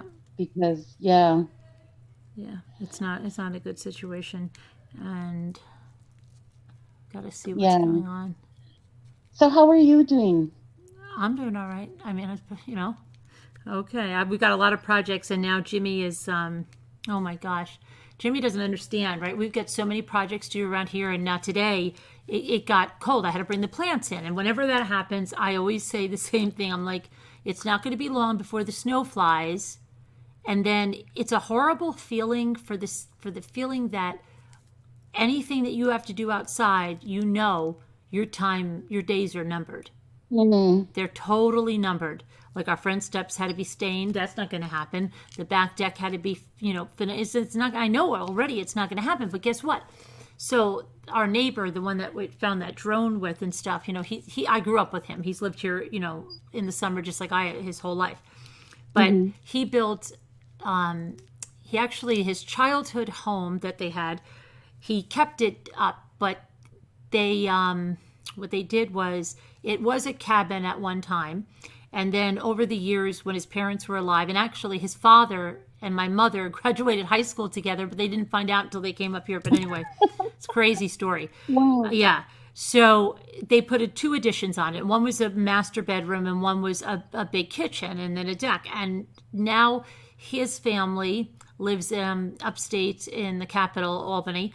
And so he decided, well, he wants to build a house. He says he's not going to live here full time yet, but he's going to live here a lot more because they're both retired now. The husband and the wife, they retired early from the government. They both had government positions, and so he built this house. But now the older house was still there. So earlier in the year, Jimmy and my cousin and this other guy helped him out, taking off that master bedroom, right? And so today, he wanted Jimmy to take off the kitchen addition, and what he's doing. And see, the taxes in New York are astronomical. And ask me how. I'm like freaking out because I've got to pay, what am I, $7,500 in property taxes by September 30th. That's all right. I hate the property. And then we got to do, not property, school, and the properties in January. But anyway, they're crazy. And he gets away with this. My aunt. Yeah, I could go into the property list. But anyway, he has essentially 2 houses on the same property. But what he's doing now, he's taking off the 2 additions, and he says he's going to call it his workshop. But I said to Jimmy, is it really going to be a workshop, or is it going to be a 2-bedroom guest house? Because people are really shady. I'm telling you up here, you can't even believe some of the fraud that's been done with taxes. And it irks me to no end because, our taxes are like crazy, and the Good Old Boys Network they'll pay less. They could have like 3 times the acreage you do, and they'll be paying less. Oh my God. Yeah, it just drives you crazy. And then you can go to the grievance day, and they will give you no explanation for why they don't change it. Don't you love that? I hate it. I want to take a camera the next time I go. I'm serious. I don't understand how they can get away with it. Like nobody else could. Not even a GoPro, but get a little, one of those little secret cameras. Yeah. Is that just for your school taxes, Jan? That's just my school taxes. And then it's the same for my property. So it's as much as if, thankfully I don't have a mortgage, but it's enough. Yeah. You feel like you do have a mortgage the way the taxes are. It's crazy. I can't imagine, having both there. It's nuts. You only pay 20. Oh, wow. That's crazy. Yeah. It's just nuts. I get freaked out. Anyway, so where was I going with that? So Jimmy is over there all day. Now listen to this. Since 8 in the morning, taking that off. Comes home, and then, I have to get the stuff in. I have to homeschool my kids, essentially, because I had to go over all the Gettysburg, I have to do all that, right? Even though they're taking remote learning for the 2 of them. And so I did all that. I got, some stuff done around the house. I was packing those packages for 3 hours. You don't even understand. And then he comes home and he goes, it's going to be 37 degrees. And I'm like, oh my gosh, I have to get all my plants in. So at this time, he's exhausted. And I just said, do you realize how crazy this is? You're there helping Chris, but then you come home. Not only are you absolutely exhausted because it's really manual work, right? Mm-hmm. But then the kids need him and I need him. And of course, he's exhausted, right? So I said, there comes a time, I know you like to help people, but there comes a time you've got to say well, what the heck, you can't come home and just be all irritable to the people that are here. Exactly. Right. And you've got to understand that, you want to be a nice guy and help him, but how many days? And because now he's helping him tomorrow too. And I'm saying, okay, well, is that the end then? Or because the snow is going to fly and our deck's not going to get done and nothing's going to get done here. And that's the whole thing. And it just, oh my gosh. Jimmy. Yeah. So I'm just crazed with it. And meanwhile, this guy gets everything done and everything is meticulous and it just drives me insane. So yeah, so I dealt with that. I did get all the plants in. Well, maybe you should dress up as your neighbor and tell Jimmy, I need your help. Yeah, I don't know. I really don't. And then I get so depressed about it because as soon as I feel that cold in the air, it drives me crazy. It's not even that. I wouldn't mind people say, oh, you're snowed in. But when I can't get the outside projects done and it's all a wreck, that makes me nuts. I wish I was there. I'd help you. Yeah. It just, we never get oh my gosh, and then you'll say, oh, you can't stain, you can't paint anymore. The temperature goes to a certain point, you can't do it. So it's it just drives me crazy because it goes from that overnight.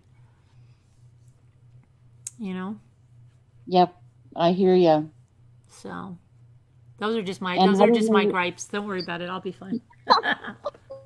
Well, and then there's the husband hero thing, right? They're a hero to all these neighbors. Right. And then when you question it, they say, well, I just want to be a good guy or something. I just want to be and I'm but that's great. A good guy too.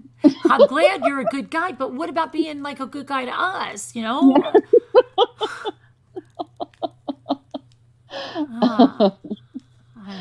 I hear you. Yeah. I hear you. But good night, Carol boys. But yeah, I don't know. We'll see. It's how they say though, if you live with a plumber, you have the worst pipes. Yeah. What'd you say? Who else is online with us? I think it was FoxyBot, but she just is still here. I don't think she knew how to disconnect. Oh. FoxyBot was online? Yeah. I haven't seen her in so long. Oh, she was on in the beginning, yeah. I don't think she's here anymore. I said hi to her in chat. I got to chat with her a little bit. Yeah, she came on. Her voice sounded I think she's a little under the weather. Aw. Yeah. I'm always intrigued by her Yeah, she always has the best stories. storytelling and how she can talk without taking a breath. Oh, I thought I know. was You talking. can't like get a word in, right? Because like she never you never takes you. Wait till she takes a breath. No, she doesn't, right? She just keeps. She's amazing.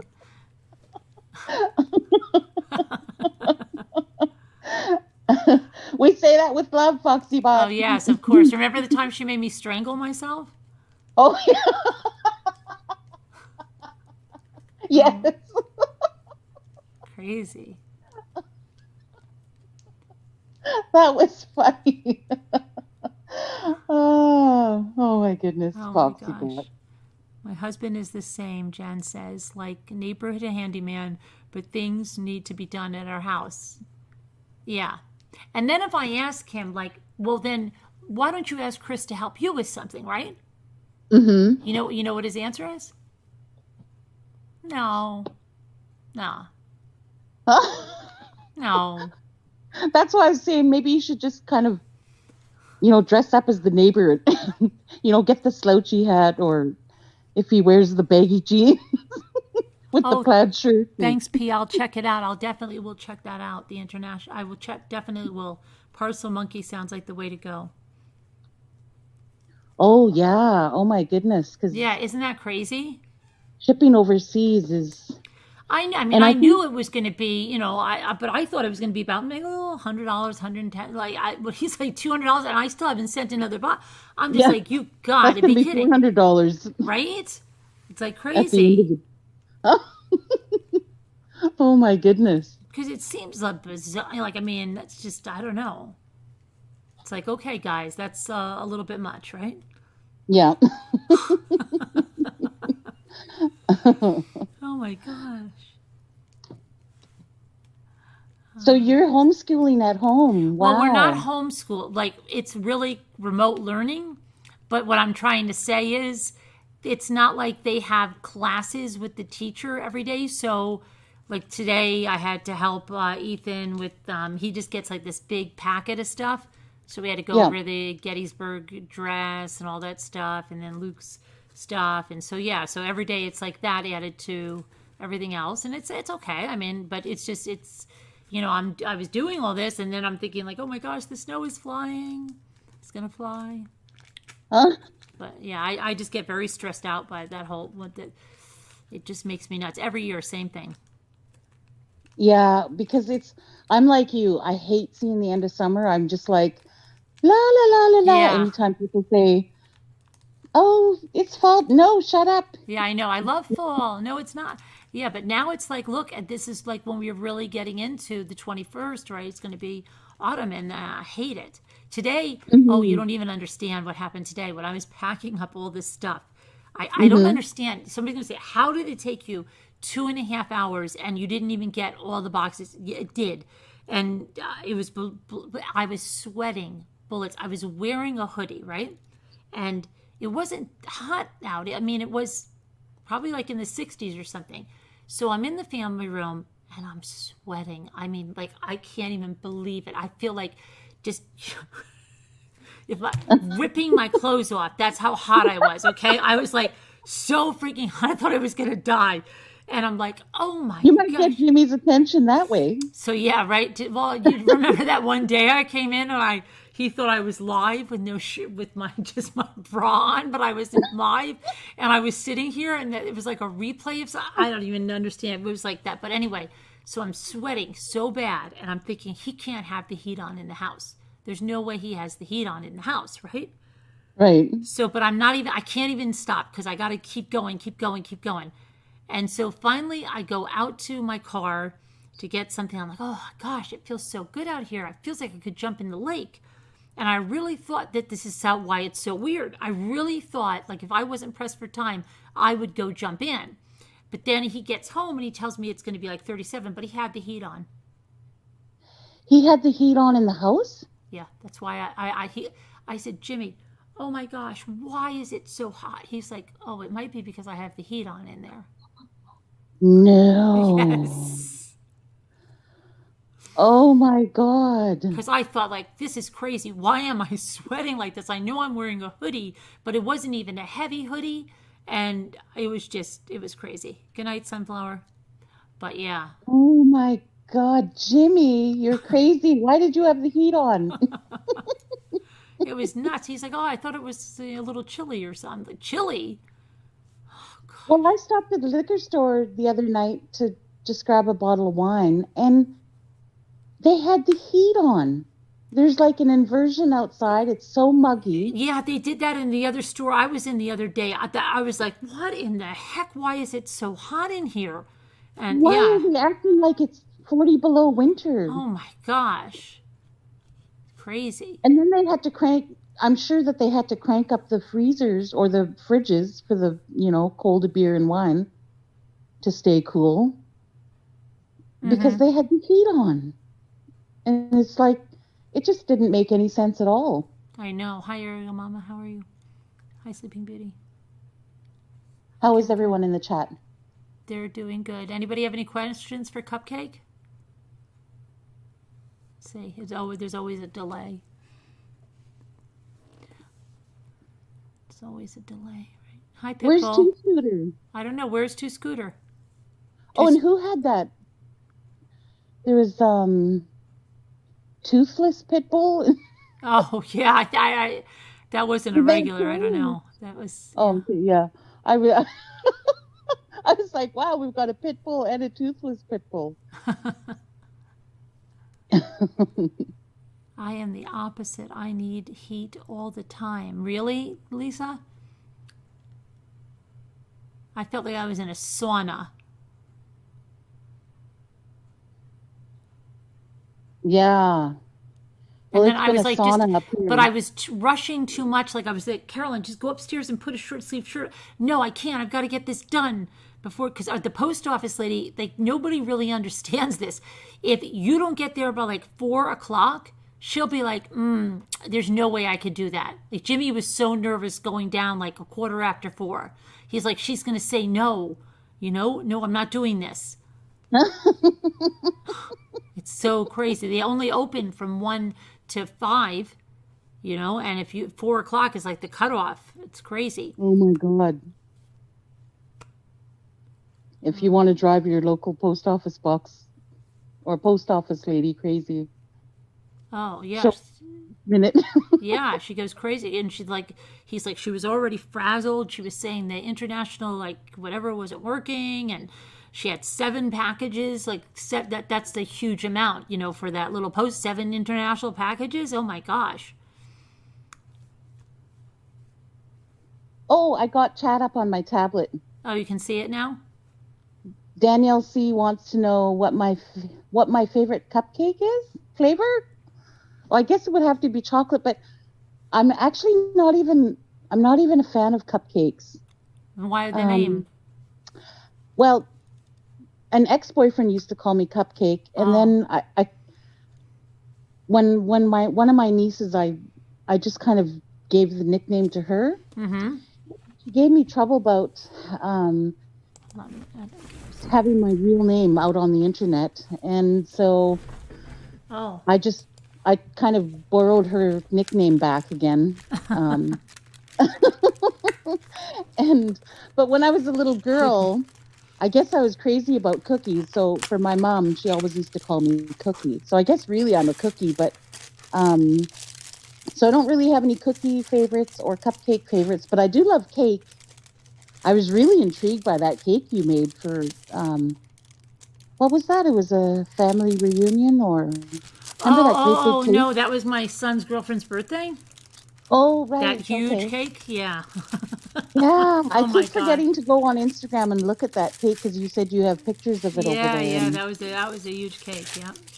Because I used to do cake decorating, like, for a while. I kind of got into that for a while, and I bought a whole bunch of instruments and...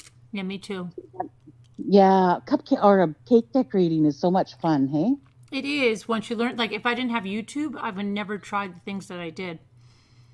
Yeah, YouTube is awesome. Oh my God. Things that you didn't even know. Like, I'm intrigued by that diamond painting you guys are doing. Yeah, I know. I'm almost done with mine. Oh, really? With the one, and I got more today, yeah. Oh, wow. They're so pretty. Although I wish there was a light that would really show the sparkles off, because I'm one of those sparkly girls. Mm-hmm. I love the sparkles and the glitter and the dazzle. Oh, yeah.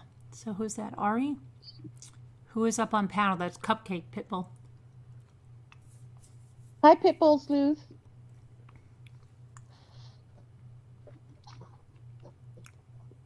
You don't like 3 unicorn cake or something? I don't know what they said. Somebody said I don't like. I can't even find it now.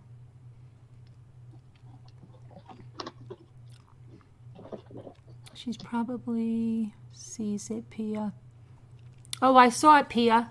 What does she want me to see? She said something about the postage thing. I said, yeah, I'll check it out, definitely. Good night, Tony. Okay, have fun. She did a Coke cake, too. Yeah. Mm-hmm. The Cracker Barrel. Yep.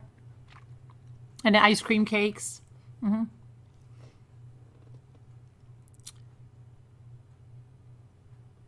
Oops, what happened to me? Oh, Am nothing. I still there? Yeah. No, it was Foxy Bot that dropped off. Her phone must have. Oh, I see. Yeah. Yep. Good night, Jan. Hi, Lisa S. Just it in Slack. Oh, you put it in Slack? Okay. I'll look. Thank you.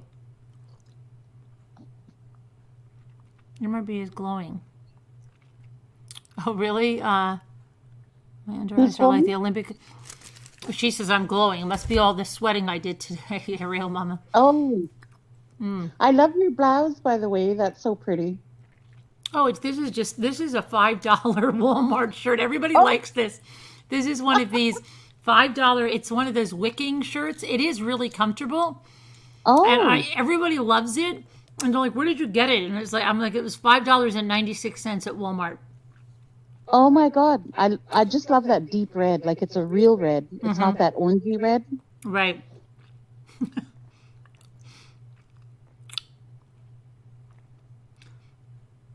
You ordered your first diamond painting today. Oh, Stella, let us know how you do.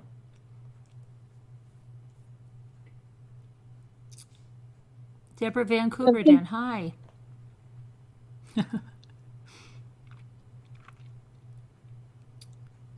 You have a video of your family eating at Cracker Barrel? Oh, I had a family. Yeah, they were pictures in the video, I think. Or you saw it on Instagram. I think I showed it to you.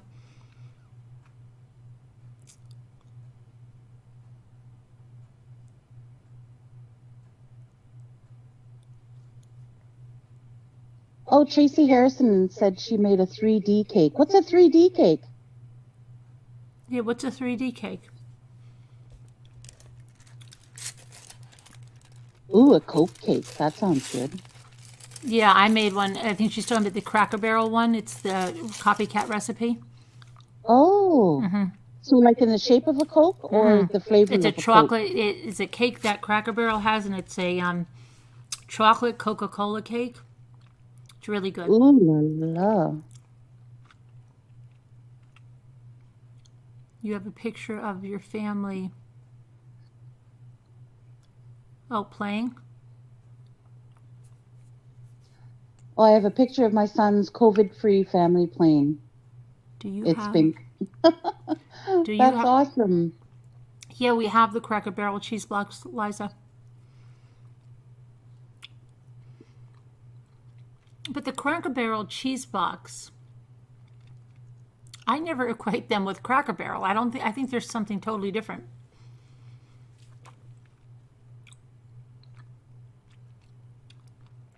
You don't have Cracker Barrel in Canada, do you? I don't think so.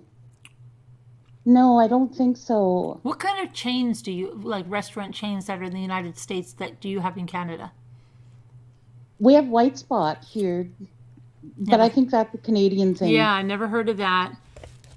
Do you don't what kind of you know what I mean, like chain restaurants like the We have, Outback? You have that? yeah, we have Red Robins. Oh, you do. Okay. Not very many Red Robins. Um, well, of course, all the regulars, McDonald's, Burger King, Wendy's. Oh, although I do have a funny story about Wendy's. Okay. Oh, so this lady, they live up north, and Prince George is like one of the bigger communities up north. And if you live in the smaller communities, everybody goes to Prince George to do like their major shopping. So this lady and her husband go to Prince George, and she says, well, let's just stay the night and we'll go I want to go play bingo. So she wants to play bingo with her friends. Well, all day long, her husband wanted to eat, and she just kept rushing him around. And Gary. She just had like little bags of nuts and maybe an apple or a bottle of water in the vehicle, and so he was just surviving on that. So it's winter time, so it's really cold. So she tells him, "Okay, drop me off at bingo, and this is what time bingo finishes. But I don't want to be standing out here out in the cold, because I guess once bingo finishes, they close down the hall, and if you have to wait for a ride, you're standing outside waiting for a ride." So her husband is like 20 minutes late getting back to get her. And she's out there cold, pissed off. And her husband had been starving all day. And Prince George Town was quite busy that day. So he had to stand in line and wait for his meal at Wendy's. So he was waiting, and that's why he was late getting back to pick her up from bingo. And so she gets in the truck, and she's like madder than a wet hen. And she's like, everybody's husbands came and picked them up a long time ago, and what are you doing? How come you're so late? And she's like just all mad. And he's like, I was hungry, so I went to Wendy's. Wendy's? Who the F, Right. ... is Wendy. She thought it was another lady. Yeah. Oh gosh. And then he was so scared he forgot what Wendy's was. Oh my gosh. So we were all teasing him every time we saw him. We were like, who's Wendy?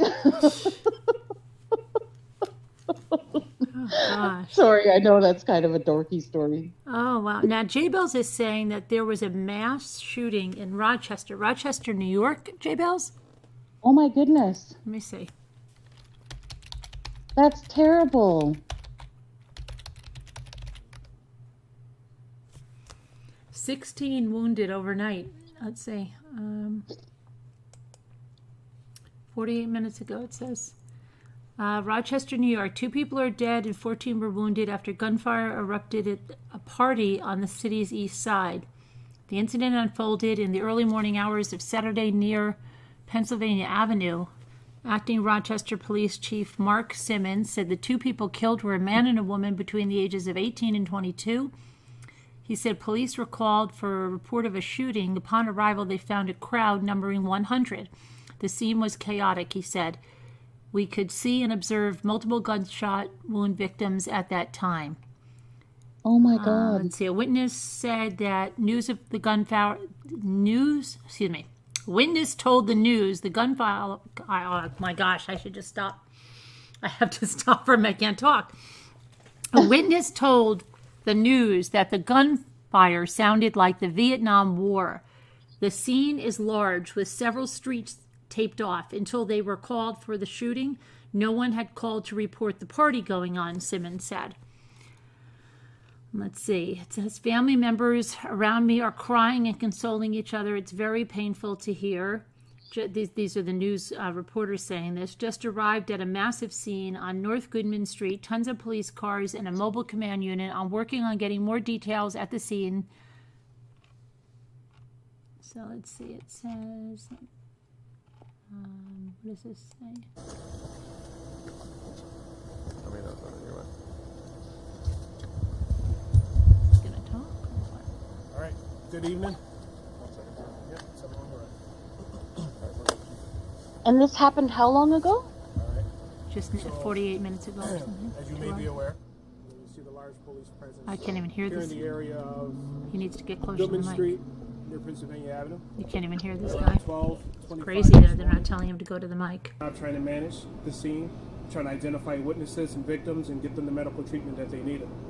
I would like to thank the New York State troopers who responded to assist us, the Monroe County Sheriff Department, around Their feed keeps going out. I don't know why, but it's horrible anyway. Let me see what else they have on this. Oh, excuse me. We had a major train derailment here, just outside of Vancouver, a few days ago. And all these I think, is over 63 or 60 plus cars. Oh, really? Yeah, and the potash Oh, wow. spilled out all over the place. Crazy. Let's see here. Hopefully this one will. Stupid advertisement. It's weird because she. Hold on. Let me see.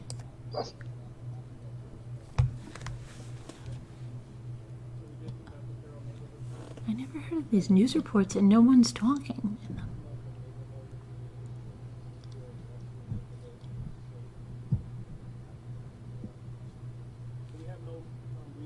Oh, this is ridiculous that nobody told this guy to get this officer. It's on. to hopefully bring this case to a resolution. They finally tell him to get on the mic. What type of gun might be involved in this? I mean, to cause death, some amount of casualties. I don't want to speculate materially on an investigation. So we don't know if there are illegal guns involved. It's too early to say. I'm still trying to. It's not a moment for. This has to be like the worst. What I mean, I know that they're probably, but the camera crew and the mics, they're horrible. Oh my goodness. That you can't even hear the. I just went on a number of different stations to see if it was just that video or something, but you can't even hear them. It's crazy. That is so Weird, but yeah. It says the incident began just before 12 a.m. when several people called 911 to report the shooting. So, yeah, 4 hours ago. So I guess they don't even know if there's one suspect or more than one, or if they've apprehended them, or... I don't know. I'm going to see if there's something. Hang on. Okay, there's a picture. That's a picture of the scene there. 2 people were killed, more than a dozen were injured when at least one person opened fire at a backyard party in Rochester in upstate New York. This is near Ivy Lynn. I mean, I don't know if it's right near her, but I mean, not that far. Oh, so that's further north than you. Oh, wait. Yeah, this is like towards Canada, towards Niagara Falls. Oh, okay. Let's see. Local officials and witnesses say no arrests were immediately made. The incident happened just before 12:30 a.m. on Saturday when several people called 911 to report shots being fired near Goodman Street and Pennsylvania Avenue, where more than 100 people were gathering outside. Interim Police Chief Mark Simmons said first responders found a chaotic scene with multiple victims, and it appeared to be some type of backyard party that the police it must have been cold up there, isn't it, Ivy Lynn? But though sometimes she says it's warmer up by her. This backyard party that the police department, up until the point of 911 being fired, was not even aware of. At least 16 people were confirmed to have been shot, including a man and a woman who died of their injuries. Those killed were described as being between the ages of 18 and 22, but their names were not immediately disclosed. Details about the circumstances of Saturday's shooting, which happened in a residential area in the northeast of the city, were not immediately known. No arrests were immediately made. Simmons said it was too early to say if there were multiple shooters. Distraught loved ones of people who were killed or injured in the shooting gathered near the scene and at 2 local hospitals. Family members around me are crying and consoling each other, journalist Tyler Brown said. Mhm. Heartbreaking, friends and family just arrived. You can hear the anguish. Says, no, you just can't. I don't know if you can hear this one.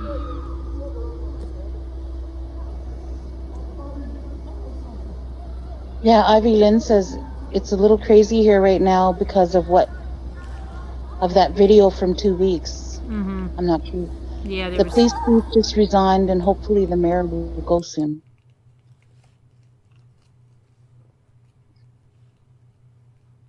Now here it's 2 to saying 3 miles from her. she said 2 to 3 miles from her. Yeah. She said, yes, Mommy, it's literally 2 to 3 miles from her. But now here it says, I'm reading this one, Ivy Lynn, it says 2 young adults. Oh no, I thought it's, okay, a man and a woman. It says now they were killed near, this one says a public market, Rochester Public Market. This one might have more information. 2 young adults, a man and a woman, were killed. 14 people wounded early Saturday in the largest Rochester shooting in memory. An act of violence that occurred in a backyard party with more than 100 people present. The violence occurred on the 200 block of Pennsylvania Avenue at a residence located not far from the Rochester Public Market. The identities of the 2 victims have not been made public, pending notification to next of kin. Acting Police Chief Mark Simmons said both victims were in their late teens or early 20s. This is truly a tragedy of epic proportions. I can't talk tonight. If you ask me, Simmons said at 3:45 a.m. news briefing on the scene. I mean, 16 victims is unheard of, and for our community, who's right now going through so much, to have been dealt with this tragedy. Needless for people to decide to act in a violent manner. It's unfortunate and shameful, and we're going to do everything we can as a department to bring those people involved to justice. None of the bullet wounds suffered by the 14 other shooting victims are believed to be life-threatening, the police chief said. The wounded persons were taken to Strong Memorial Hospital and to Rochester General Hospital. No suspects are in custody, Simmons said, and no motive for the violence is known. When police arrived, they saw scores of people running from the scene and found multiple people who had been shot. Simmons described it as a very chaotic scene. Authorities did not know the house party was occurring until they responded to the 911 call for the shootings. This is yet another tragedy where individuals are having these illegal and unsanctioned house parties taking place in these properties, the chief said. These are unsafe because of the outbreak, and when you add the alcohol and violence, it becomes a recipe for disaster. Significant numbers of Rochester police officers responded to the scene along Pennsylvania Avenue. The shootings reported at 12:25 a.m. And then it says both Rochester Police Departments, mobile command units were present near the intersection of Pennsylvania Avenue and North Goodman Street. Around 2:15 a.m., members of the police clergy response team arrived and were escorted into the area where the apparent shootings occurred. At 2:30 p.m., Lieutenant Justin Stewart said no information about what had occurred would be released for another hour or so. Clearly, there is so much to sort out in this sprawling crime scene. For the size of the police response in the large area where the investigation is occurring, the scene was marked by an eerie quiet. A bit after 2:30 a.m., relatives and friends of the people involved in the shooting arrived, their anguished cries breaking the night silence. At 2:41 a.m., the Rochester Police Department Major Crimes Unit characterized the violence in a tweet of a mass shooting, and there are fatalities. They said Major Crimes is on the scene of a mass shooting on Pennsylvania Avenue. There are fatalities. There will be a press conference at Goodman and Short Street in about 30 minutes. And let's see. Oh my God. Yeah. That is so scary. Yeah, so they're having a house party with 100 people. And Ivy, I got to check the chat. Is it pretty cold up there or not? Where is she? I know. She said she's going to check Twitter for pics. Yeah, I mean, I did see there are pictures on. That was a picture, and there are pictures on Twitter, but they're just really of the houses or that street kind of scene, and then maybe the press conference. God, I like that old saying, you have to be insane to understand insanity. Like, Right. aren't you gathering to have fun? Who brings guns for something Yeah, fun? I don't know. People are. I mean, there's a whole different world today. Like just like how I got scared of that guy at the gas station. I mean, it's just like everybody's. I don't know. People are crazier than ever, I think. Oh, yeah, the guy at the gas station. That Yeah, story like from the other anybody night you when see now, that's the smoking jacket. Anytime you see someone Yeah. now, it's like you no longer like you're scared to say something to someone now, right? Because they could just be flip out, and I don't know if it's like you, but I'm up there, but here in this country, I mean, things are going crazy. Oh no, it is volatile. Like nowadays, I don't know. You just used to be able to walk through the store and you would see pleasant people, you would smile at people and people would smile back at you. Uh-huh. But now nobody looks at anybody and Right, and everybody walks and around with a mask. Everybody looks like a bandit, right? yeah, Yeah, and then so it's like, I mean, it's crazy, but yeah, you just never it's like you have know. to look for kindness now, whereas before kindness used to just be there. And Yeah. Smoking jacket, right? Well, yeah, you never know. I mean, it's just scary. It's really scary because even though like a lot of people have gone back to, I mean, there are kids in school and there are that go to school, and there are people that go to work back at their office, at least, if they're not back full time, they're back a couple of days a week in some areas. So it's not as bad as before, but I guess, I don't know, maybe people are just anticipating that it's going to go back to what it was as soon as, because now we're seeing outbreaks already, like in the schools. So, yeah, there's some new numbers in different communities yeah. around here. And yeah, like in Massachusetts, I mean, some parents sent their kid to high school that had it, they knew it, and now there's 24. That's insanity. If you know your kid has it, why? Oh my God. Yeah. So much anger, Potter. Yeah, you mind can't tell. Can't comprehend it all. Yeah, you just got to be careful. Like you just never know who's gonna, and everything is so tense with everybody. Yeah, it's like it's taking a toll on society. But still, like, we're all in the same boat. Like, doesn't give anybody any license to. Oh, Ivy says around 11. Around 11, did you say? Yeah, she came through the city where the youngins hang out. I could feel something in the air, and someone was blasting opera music from a window. I could feel it in the air. Wow. Makes me think of that song by, what's his name? Something in the Air Tonight. Oh, yeah, Phil Collins, yeah. Yeah. J-Bill said, well, we had a huge increase in cases since schools opened. They went from 300 new cases to up to 4,000. Your lung already collapsed, high 61? Oh, gosh. Oh my God, high 61. That's sad. Are you in the hospital? It sounds like maybe Oh, this is something once. that- Oh, okay, I thought, I didn't read the once, sorry. High 61, you know what's good for lung issues? Bay leaves. My mom drank bay leaf tea and she used to inhale the steam from bay leaves.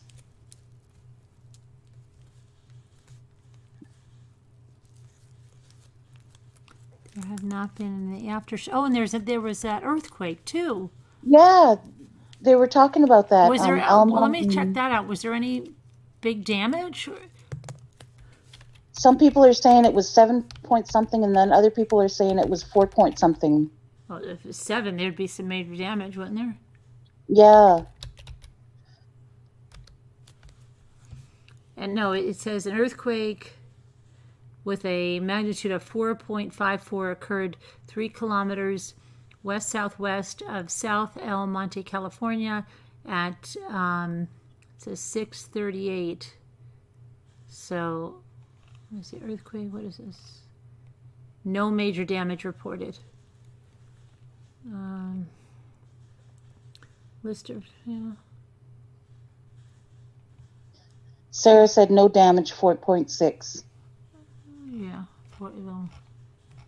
she's rounding it up, right? 4.54. Yeah. Auntie Cuckoo said it felt much bigger than 4.6. Oh, Auntie Cuckoo's back here. You felt Is it, that- Auntie Cuckoo?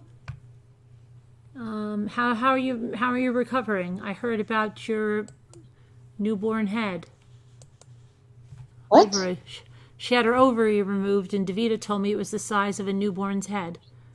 Oh, that was that conversation. I was That's- wondering, I picked up on the end of that Yeah. the other day, and I was thinking, Yes, I did, Ivy Lynn. Can you say Oh, it Jeanette. again? Cupcake, can you say it again? High 61, what is good for Lung issues. Oh, bay leaves. You know what you bake, or you put those bay leaves Hold on a your second. There's like some roast. kind of noise up here. Go ahead. You beef. go ahead and talk. I'll be right there. And instead of putting on your roast beef, you just stick a bunch of bay leaves in water and boil them. And then you put a towel over your head and inhale the steam. And then once you've inhaled the steam for your lungs, then you drink the liquid minus the bay leaves. So you drink a liquid tea.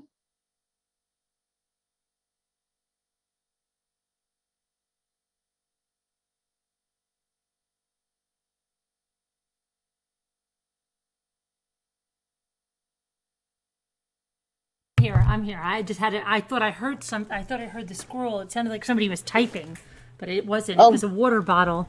Okay.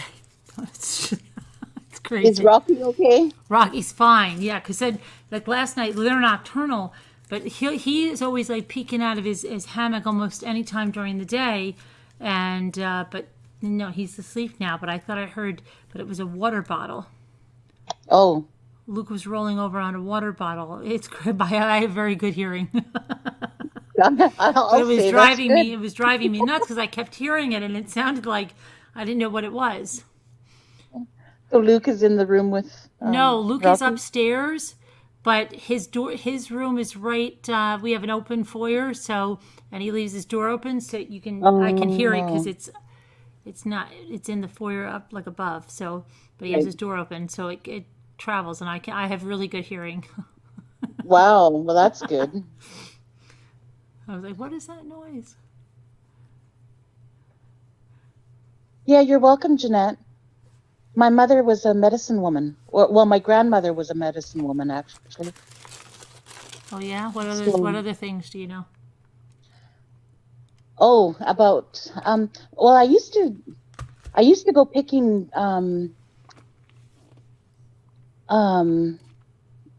different things for tea. My mom used to make her own tea, and I remember there was rose hips and what we call up here. I recognize it. I know it when I see it, but it's called Labrador tea, and it's really it's a very unique scent and flavor. Like you can eat the leaves, like you can put the leaves in salads and stuff, and it's good. Like they're really tiny little leaves. But they're really good if you dry them and you put them in tea. They're really, and the raspberry leaves. So my mom would make this concoction of, she'd pick mint, Labrador tea, or Labrador leaves, raspberry leaves, the strawberry, you know, the strawberry runners. Those are very flavorful in tea. And so you just dry them really. If it's really hot outside, you can just leave them on a rack outside and dry them.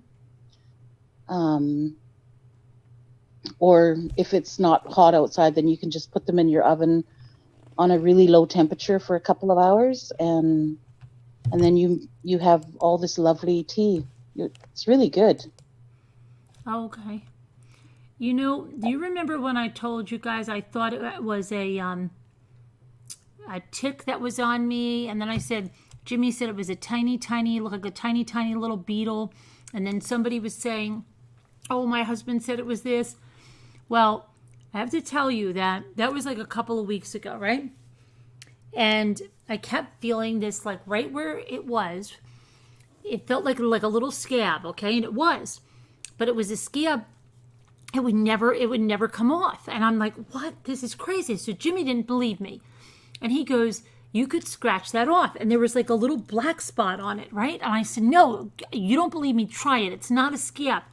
So then I was thinking like, oh my gosh, did this thing's head get stuck in? But I know it didn't because I saw it crawling around.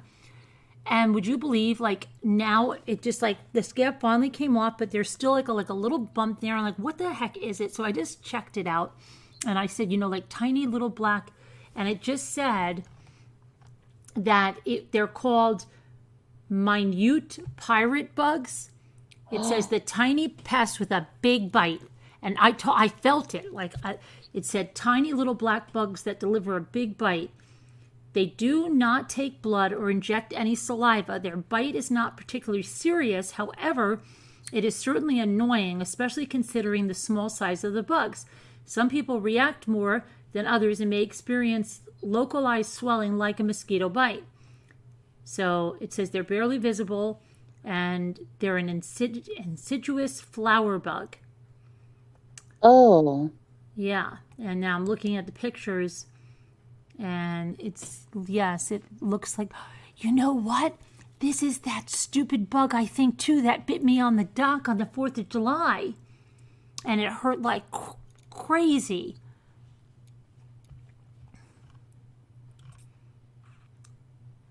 Oh. So instead of sitting on the dock of the bay, you were bitten on the dock. Yeah, I was bitten. I was right when I was taping and everybody was freaking out, like, Mommy, go inside and shake out your pants. They didn't know what I had in my, Yeah, because do you have a lot of ticks there? Yeah. Remember when Zoe got sick and then there was like ticks all over, and then, oh my gosh, the dogs were bringing in ticks like crazy, and it's nuts. But I thought I could have sworn it was a tick, but it wasn't a tick. And it was like this little beetle. I'm just looking at it now because it's like, why would I have that bite for so long? So that scab just fell off just now? Yeah. I'm just like, what? Now I can, but I still have a bump there. Do you have any unpasteurized honey? I don't know if I have unpasteurized. Yeah, I might have. No, I don't have eat honey. Only I do, eat the but I don't think it's unpasteurized. Oh.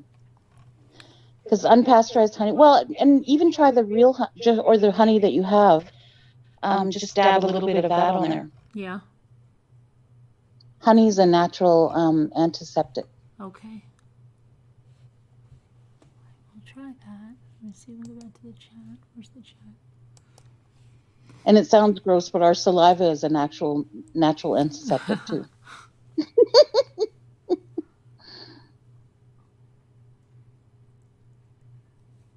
Move to the city. They said it will be fun. Oh, Heavy Lynn, yeah, be careful.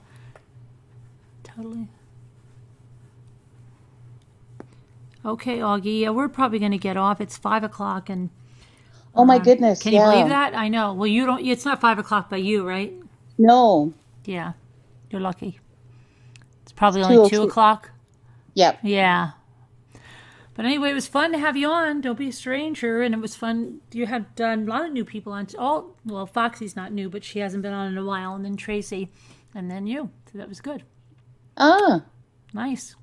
Well, thank you. You're welcome. And it was nice visiting with everybody. And yeah, it was fun. And everyone in the chat, have a good night. Thank you to the moderators. Thank you, guys. And everybody, prayers for all that need them. Love you guys. God bless. Okay, take it easy, Cupcake. See you soon. Okay, be good, everyone. All right, bye. Let me get us out of here like that.